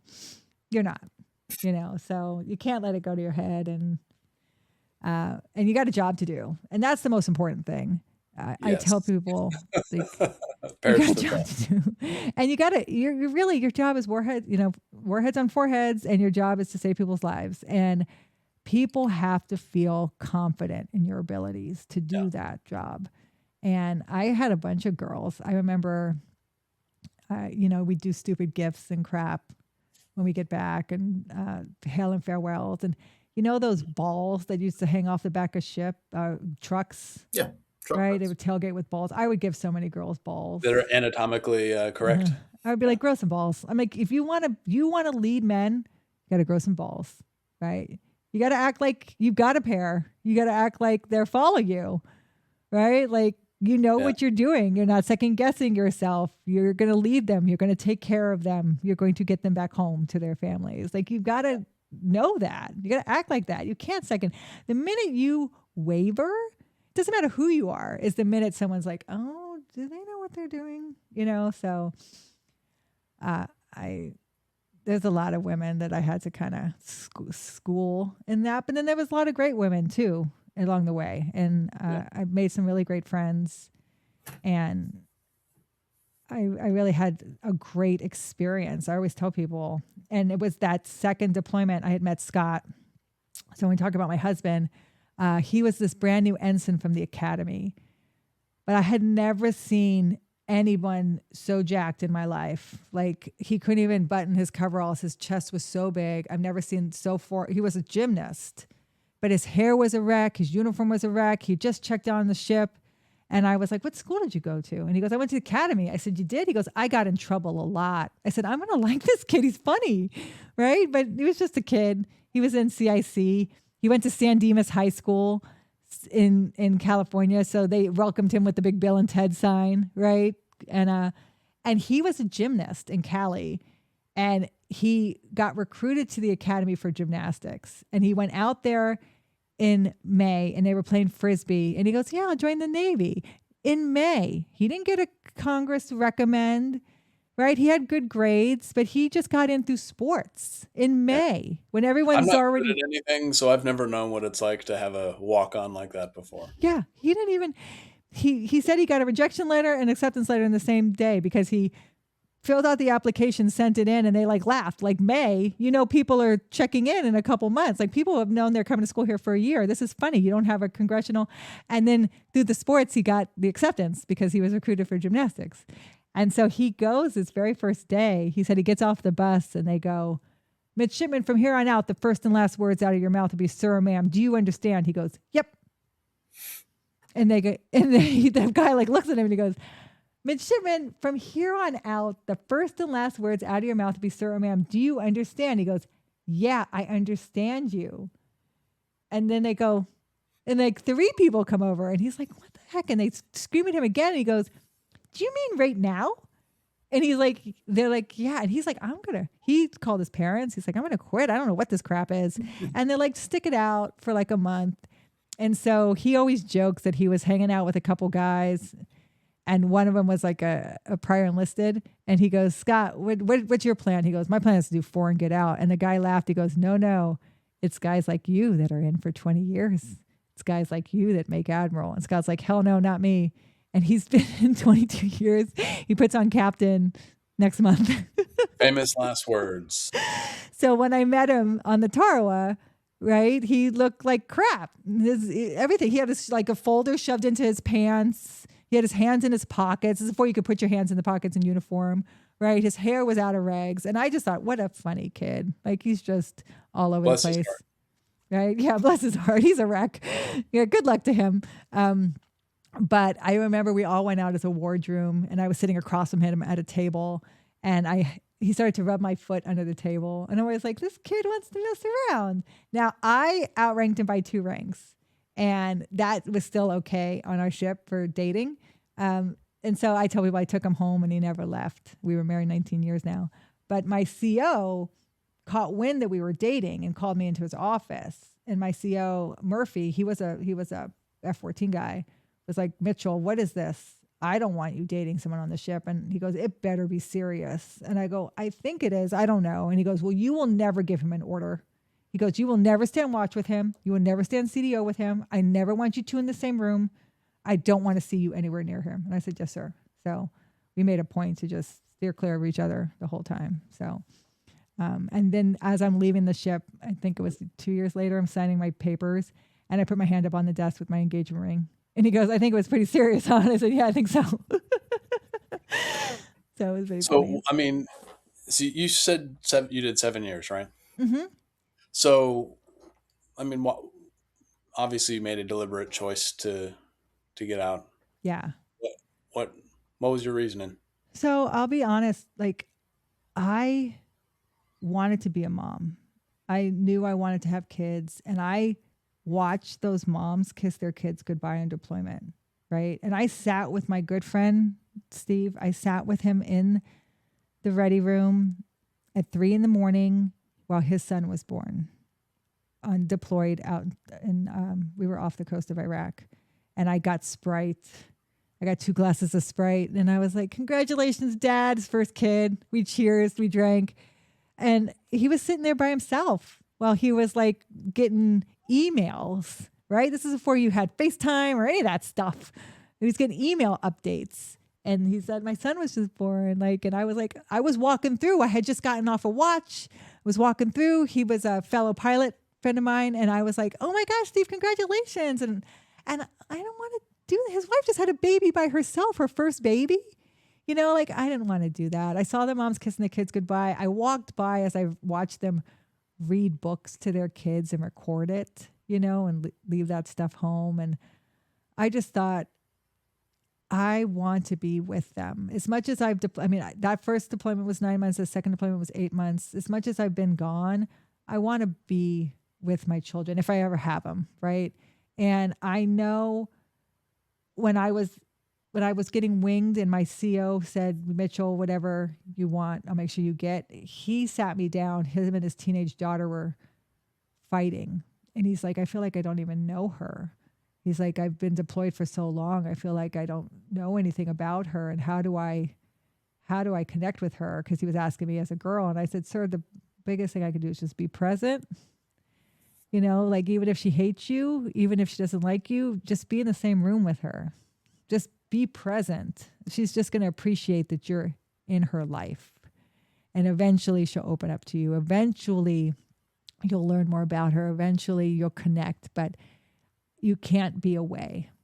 You have to be present if you want that kind of connection, right? And so all of those things, I just felt like if you're going to do 10, you're going to do 20. If you're going to hit past, my initial commitment was the 6 years and I did 7. If you're going to re-up, especially as a pilot, they throw a lot of money at you because they've invested a lot in you. If you're going to take that, I think it was 100,000 bonus or something crazy, right? If you're going to take that to re-up, you're doing 20, right? And I knew this was my moment. This is it. This is it. If I'm going to stay in or I'm going to get out. And I had met Scott and I was like, I'm going to get out. I want to be a mom. I want to be present. I don't want to deploy for 9 months, 8 months, leave my kid, come back to a different child. I don't want to do that. And as much as I know this sounds chauvinistic, as much as I think it's okay for a guy to do, for a mother to do, I just felt completely different about that. I felt like if I'm going to have a baby, I'm going to be there with my baby. And as you know, I didn't feel like I could be the officer I wanted to be and the mother I wanted to be. It was either one or the other. If I tried to do both, neither was going to be good. And so I made the conscious effort to I was like, all that training, all that time, all that money, I'm not going to use it again. I wasn't going to go into the airlines. I went and talked to the FBI. I thought about going FBI, but they wanted to start me at 20,000 and then they were going to move me around for a while. Right. And I had just met Scott in San Diego. So I was like, I talked to NCIS. They were interested too. Cause the accounting degree, right? The accounting degree opens a lot of doors federally because you can catch people in white collar crime. Yep. Right. But again, they wanted to start me real low and then move me around. But I was like, no. So I went into pharmaceuticals. Because there's a lot of money in pharma, especially in San Diego. But I went from a very male-dominated career to a very female dominated career field. So I kept my mouth shut for a year because I did not know how to communicate with women. So I didn't talk because every other word was a cuss word. I was very direct. I didn't beat around the bush. If I saw something wrong or if I needed something corrected, I was very direct about it, how things just get done, right? But that's not how women in the business sector kind of work. So I just watched, I observed for a year and sold pharma in San Diego. And then we got married, I think almost a year later, we were married. So, and Scott had stayed in. Was there anything, looking back on it now, was there anything that could have maybe changed your mind to get you to stay in? If I had orders to Hawaii. No, Well, I mean, like, the technology has obviously come a long way over the years, and like, the ships out there have, super fast Wi-Fi and, all this stuff. All the amenities have been upgraded over the years. Oh yeah. You can FaceTime or Zoom or Skype or whatever with your kids anytime you want, pretty much. I mean, and now they make more caveats for pregnancy, right? Yeah. It wasn't like 6 weeks back of work, right? Now it's like a couple months you get. Like they've done a lot for military family and military, just planning. 20 years of war will do that. But yeah. I mean, yeah. have any of those advancements, maybe if you had them at the time, do you think that would have changed your mind? I think it would have, at the time too, guys, people were deploying a lot, right? IAs were happening all over the place. So they told me whether I stayed in or went reserves, I was going to deploy again. And I would deploy within the year. They were very honest about it, right? And so it wasn't like now where I think you can do a nice 3-year shore tour and then maybe go back operational, or Scott transferred to HR, right? So my husband's an HR officer, which means he's never deployed since then, right? He's been there for all the kids, every birth. He was home with me. He had his paternity leave, right? Like, he's never been gone because he transferred to an HR job. HR is non-deployable and he's home. We move, but he doesn't deploy. So if I had that opportunity, but as a pilot, it's still hard. You're never going to climb without deploying. But if I had an opportunity where like, well, you'll be home for 3 years. You can get married. You can settle a little, right? You can have a moment and then maybe then you'll be like, I want to get away from my family. I'm ready to go. But what happened too was interesting. So I'm kind of finding another battle on another front here. So I have a post 9/11 GI Bill, right? I got out in 2006, which means it's not a forever post 9/11 GI Bill. You have to use it within 15 years of getting out, which I didn't know because I wasn't focused on using a GI Bill. I was focused on getting married and having children.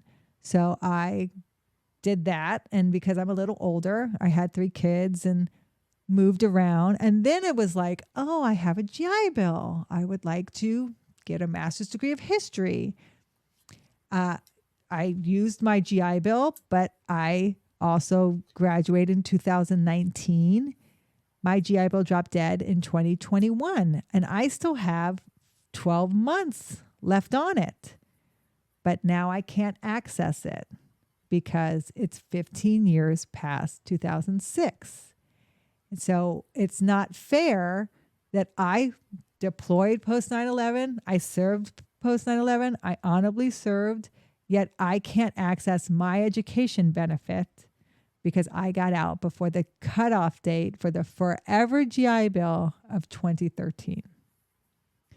So I've been fighting that battle, trying to bring that back to Congress, have them relook at it because it affects a lot of veterans, not just me. And when I never thought about that, but yeah, you're right.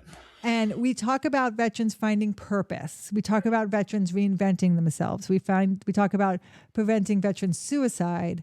And the best way to do that is to allow them to access their own benefits for them to find their own purpose. And if that's in the education field and something else that they want to pursue and they've earned it honorably and they got out before 2013, they should have access to it. It's their education benefit. And if they were like me and just didn't think about it and just didn't think that there was a drop dead date on it, and when you get around to kind of getting your life together and you're like, now I want to do this, I want to access my benefit. Oh, wait, it's gone now. I think that needs to be corrected. I think it should be pushed back to 2005. I think if you served 4 years of honorable service past 9/11, that should be the drop dead date for it. Because you don't earn 100% of the GI Bill anyway with 4 years. You'll have a percentage, but it'll be yours still to use. Yeah.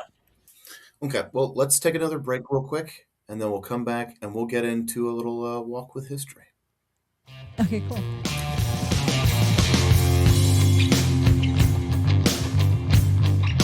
So while you're in school, you got your second degree in military history. Mm-hmm. Was that an opportunity that you just took, or was history something that you were always just interested in? It's an opportunity I just took.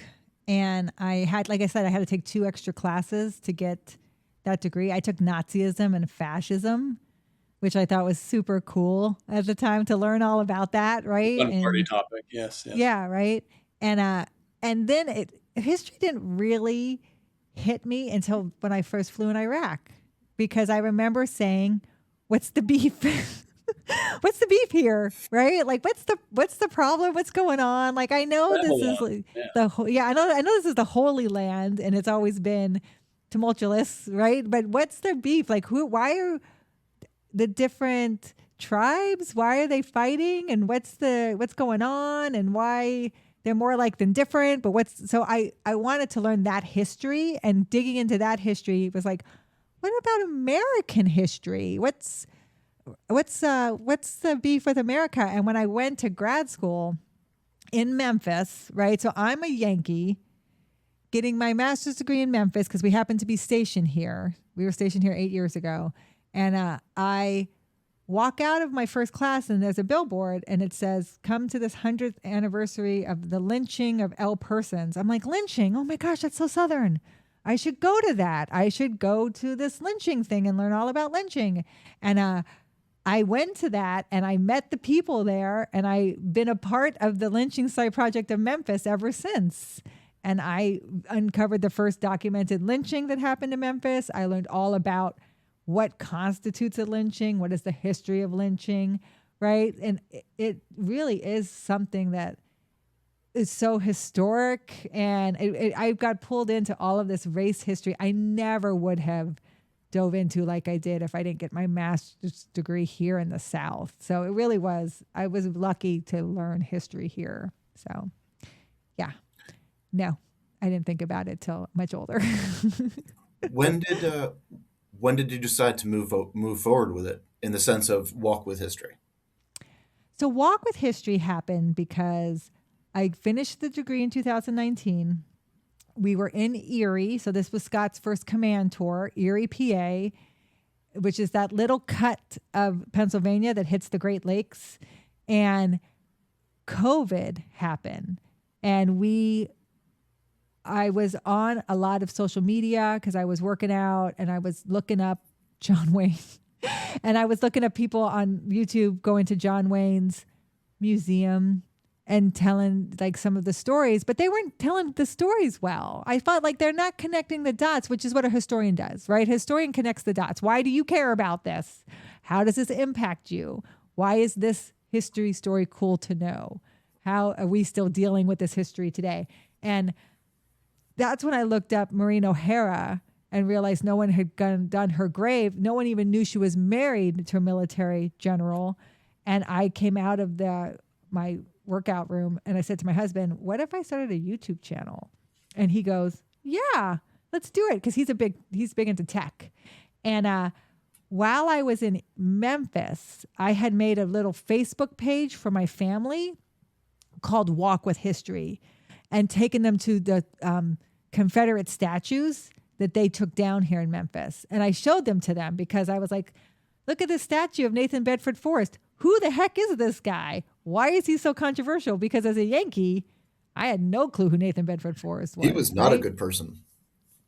Well, he yeah, was and he was an unconventional warfare expert. He was Unfortunately, he played for the wrong team. he's very controversial, and even today, right? Because he does, I will say, like, the problem with Forrest is he buys his commission. He's a human trafficker. He's a slave trader. He buys his commission because that's how he makes his money. And like you said, he's very good at his tactics. Even Grant has this famous line, that devil Forrest, like, you can't catch him.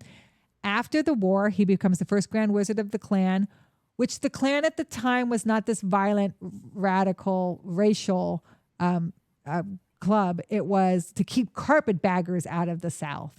And when it started to turn violent and racial, he quit. And when they did their first lynching, he went to Congress and said, I will catch the lynchers myself and kill them.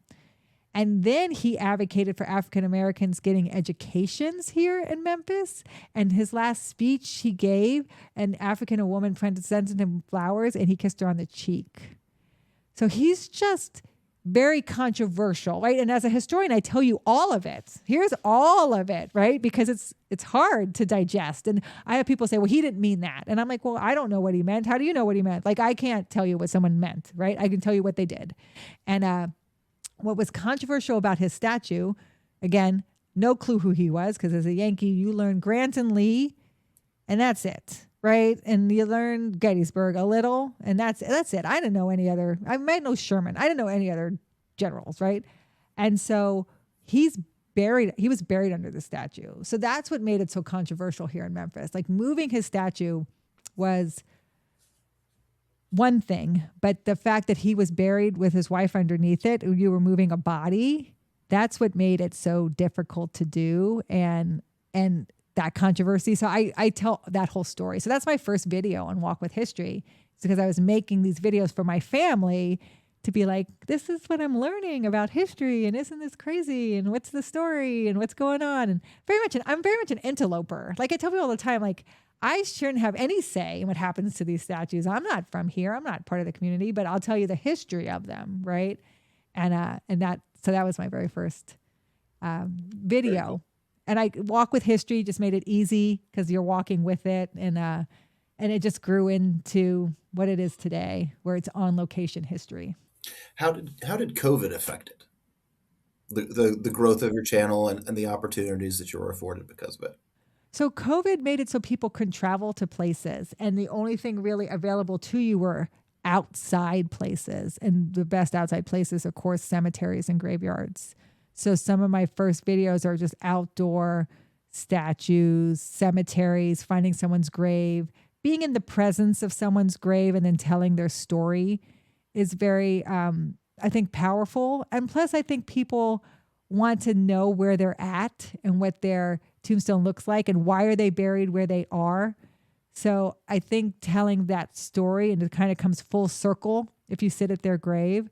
So with COVID, a lot of those first videos are not like indoors, right? They're outside videos. So places I could get to outside.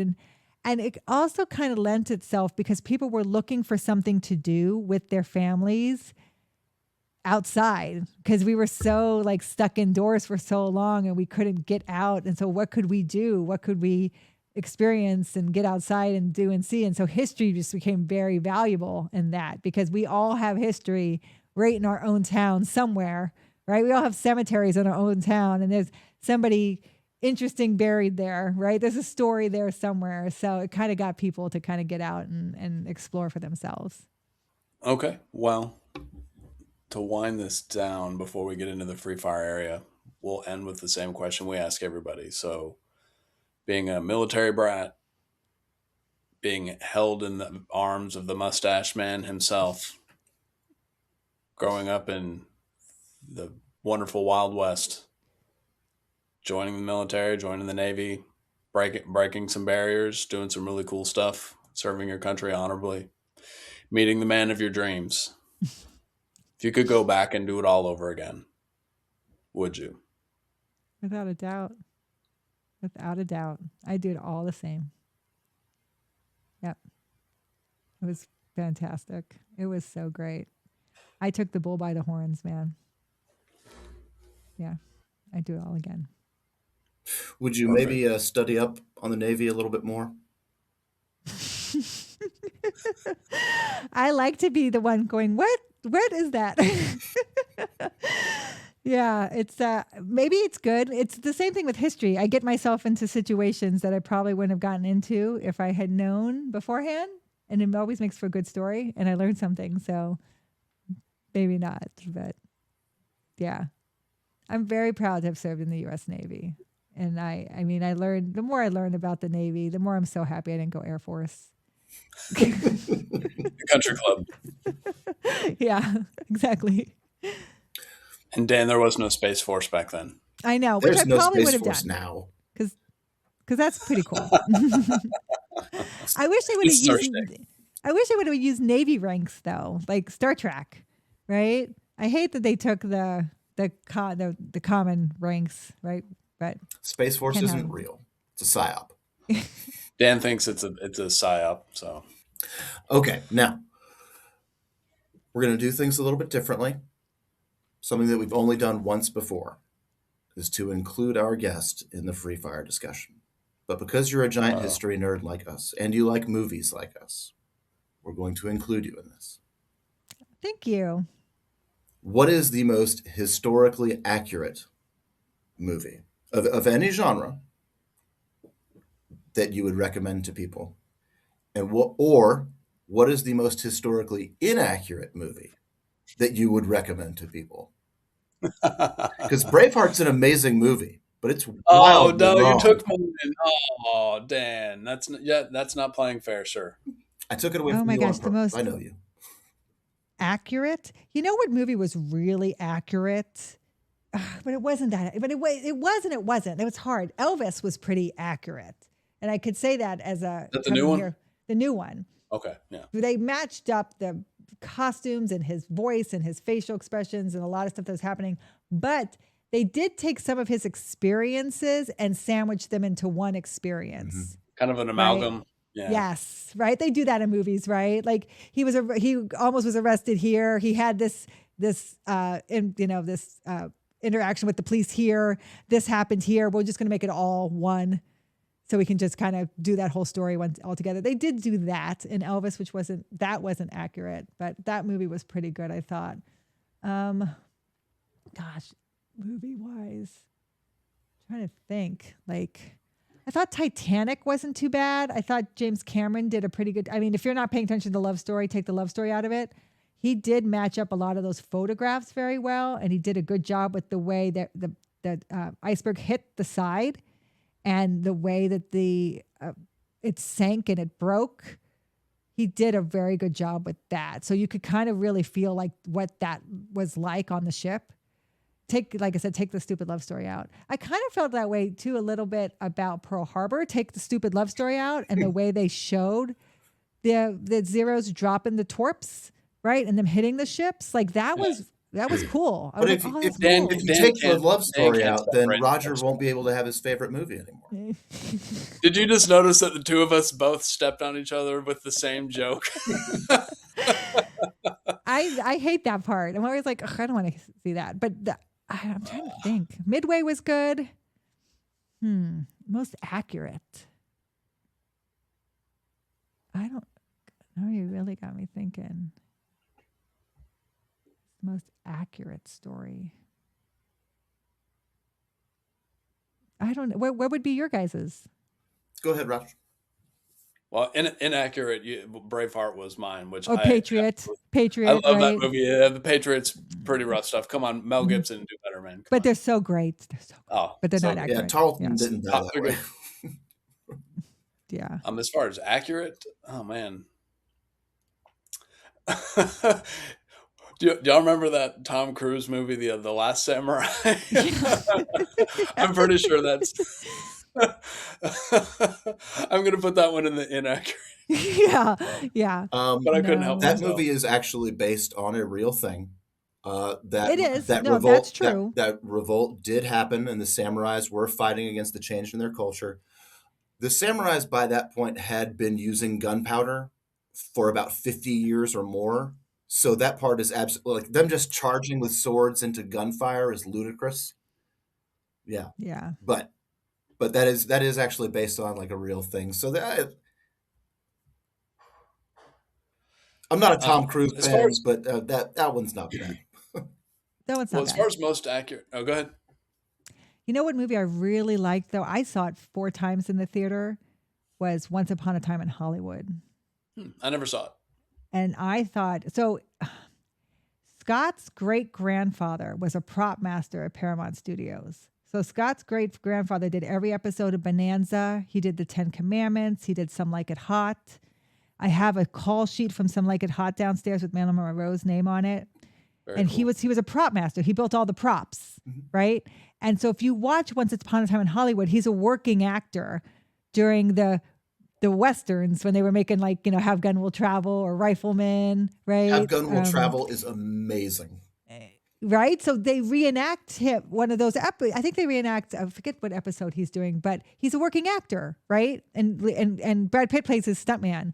And it's a slow burn because it's like what Hollywood looked like in the 1960s. And then he lives next door to Sharon Tate, right? And he lives next door to, and it's so, they go to Spawn Ranch and they meet all the hippies and it looks so accurate how that all happened, right? And the only difference is, I don't want to give it away, but instead of the hippies going to Sharon Tate's house, they come to his house. Because it's one of those Tarantino alternate. Yes. So he does an alternate ending. Like, what would have happened if they didn't go there and they came to his house, right? And I loved it because the way he has his attention to detail was so great, in my opinion, and how he gave a voice to like working Hollywood at the time. And his whole premise was the guy from Rifleman, who I think was the dad in Old Yeller, I forget his name, right? Who he just couldn't quite break into the movies, right? He was a good actor. He almost made it, but he couldn't quite make it big into the movies. What if he lived next to the biggest director at the time, Roman Polanski? Yeah. What would that have done for his career instead?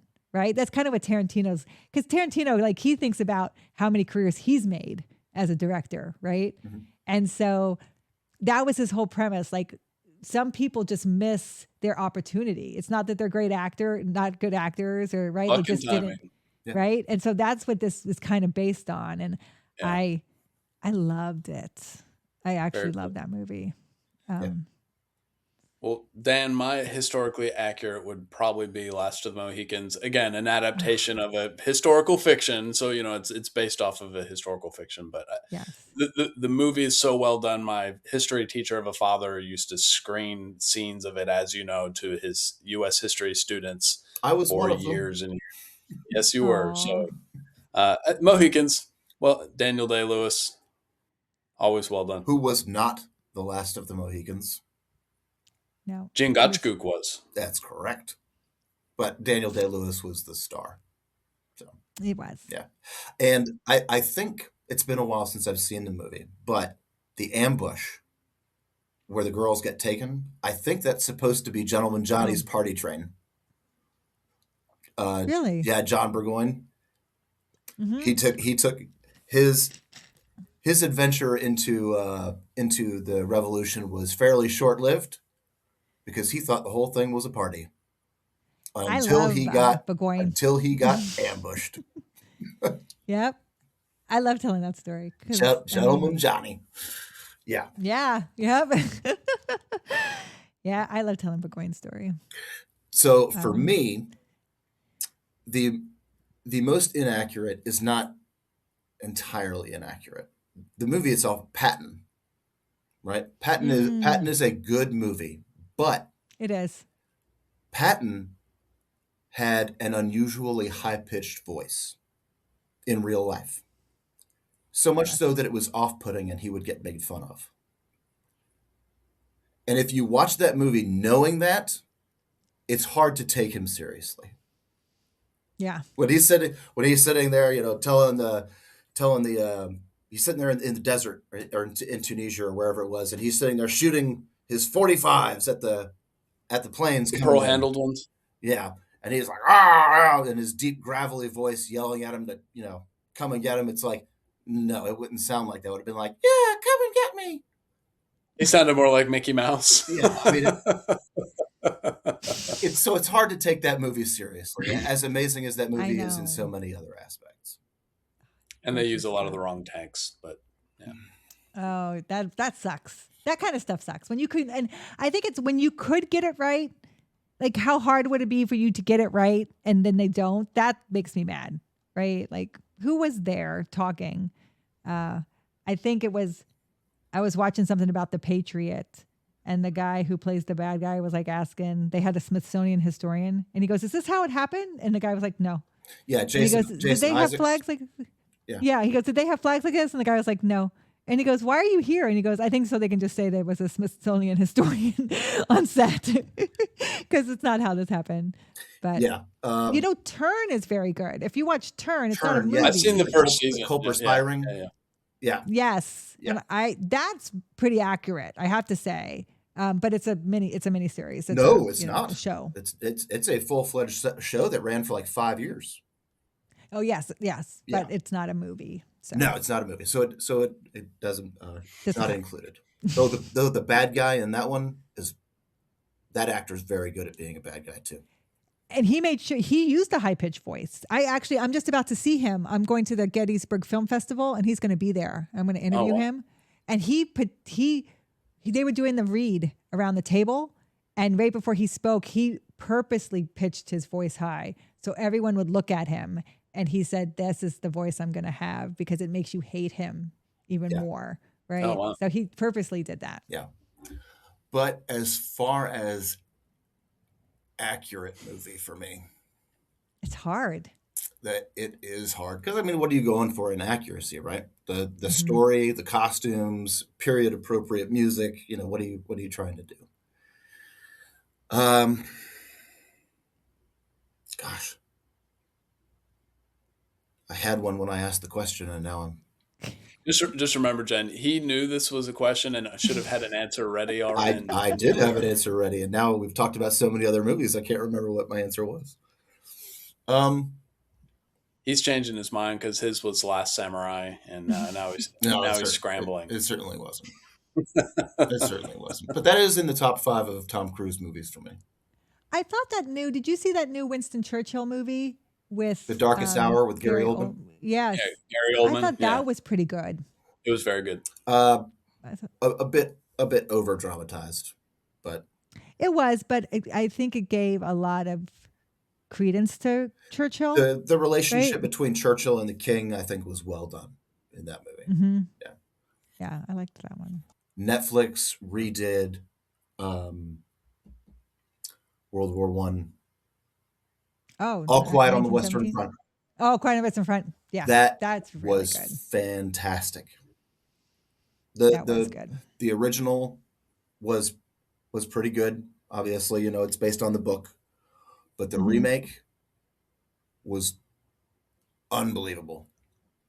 Unbelievable. No, I would recommend that to anybody. And I'm not one for subtitles, but watch it in German. Otherwise, you're gonna get distracted by the lips not, moving at the same speed as the words or whatever. The dub doesn't do it any justice. Yeah, the ending is just as tragic and just as heartrending as in the original. It was so well done. The tank warfare, just when they as young kids, they're coming out of school and they're all inspired to fight for their country and everything, and then their first movement to the front, it shows like the boots and the weapons and the equipment of the dead all being piled up, and then the names and everything taken off, and but it was beautifully done. I would recommend that to anybody. Yeah, it is well done. Any honorable mentions? Honorable mentions. I would say 1939 Marie Antoinette. with Norman Shearer and Tyrone Power. It's a very good job of Marie Antoinette, especially her final days in prison when her son is taken from her, and then Louis XVI being killed, and then her going up to the guillotine. They do a very good job of her looking. They've cut her hair. She looks haggard, right? She doesn't look at anything like the Queen of France anymore, right? They're throwing stuff at her. Like that, I thought was very good. Norma Shearer, I think, won the Oscar for it. I think she wins it for that moment because she looks how they describe Marie Antoinette looking before she's killed. And she certainly did not deserve what they did to her. No. Yeah, most of those That's a people good didn't. one. Most of those people didn't. It was crazy. The revolution always eats its own, right? When I went to Lafayette's grave in Paris, right? And he's buried beside a guillotine pit, right? He's buried beside 3,000 headless people because Adrian was an aristocrat, but Adrian was with him, his wife, and he was imprisoned. And so she was with him, as women did. And then her mother, her sister, and her grandmother were all guillotined because they were aristocrats. And she wanted to be buried beside them. So if you go to his grave, he was an aristocrat as well. Lafayette's life is fascinating. I know, he's so cool. For a little while, he was a hero both in America, in the American Revolution, and the early days of the French Revolution. And he was made an honorary U.S. citizen when they had him locked up because his family was, destitute pretty much, and they were, starving, and we couldn't let an American hero have this happen to him in a French prison. And so Congress passed an act to give him a pension and everything. George Washington sent him money. I mean, he was the closest thing to a son George Washington ever had. And just what they did to Lafayette is one of the many reasons why France is a terrible place and French people are awful. Other than that, they're great. Up on the Normandy coast, they're great. Yes, they love us in Normandy. Have you guys been? Oh, yeah. Yes, but Normans don't really consider themselves French. So. That's true, but they love us there. I feel like a rock star. I'm American, and they're like, yes, you are. Woo, let's celebrate. I'm like, yay, I loved it there. Jen, thank you so much. This has been fantastic. Go ahead and give all the stuff where people can find you and what you're doing if they're interested in watching, listening, following you, whatever the case may be. Sure. So I'm Walk with History on YouTube, new videos every Wednesday. Talk with History podcast, new podcasts every Monday, usually more in depth to the episodes, but a lot of original podcasts as well. Currently, we're going to do the 100th anniversary of Route 66. So we're doing that this year as a family. So there'll be a lot of videos from Route 66 this year. But I'm doing a lot of America 250 stuff and trying to celebrate all these America firsts and these history makers and things along that nature this year. So, but you can find me on Instagram. You can find me on Facebook. All is under Walk with History. But this was so great. I had a really good time. I want to ask you, though, if you could dress up as any historic figure, who would you dress up as? Oh, that's tough. I would dress Dan up as the man in the iron mask, both because he loves the French and we couldn't have to see him anymore. That's fair. He's a royalty then. That's fair. Royalty. Any historical figure? Yes. Doesn't have to be military? No. Mm-mm. Lee Van Cleef playing Angel Eyes in The Good, the Bad, and the Ugly. Very cool. How about you, Roger? You didn't pick one. You picked one for Jan. Any historical figure?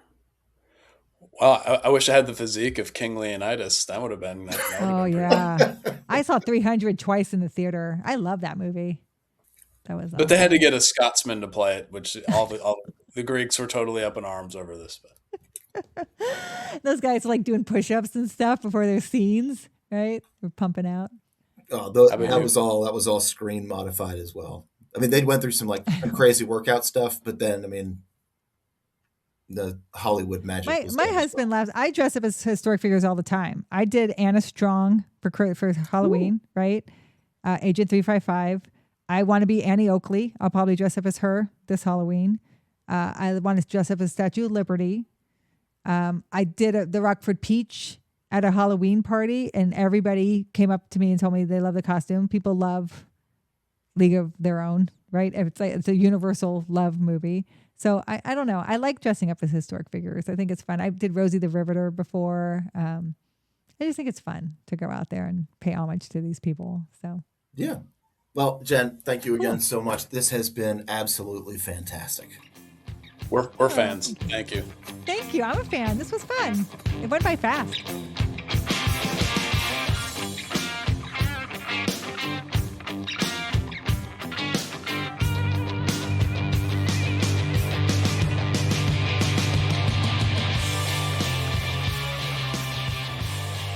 Have you guys seen it? You guys seen Quiet Man?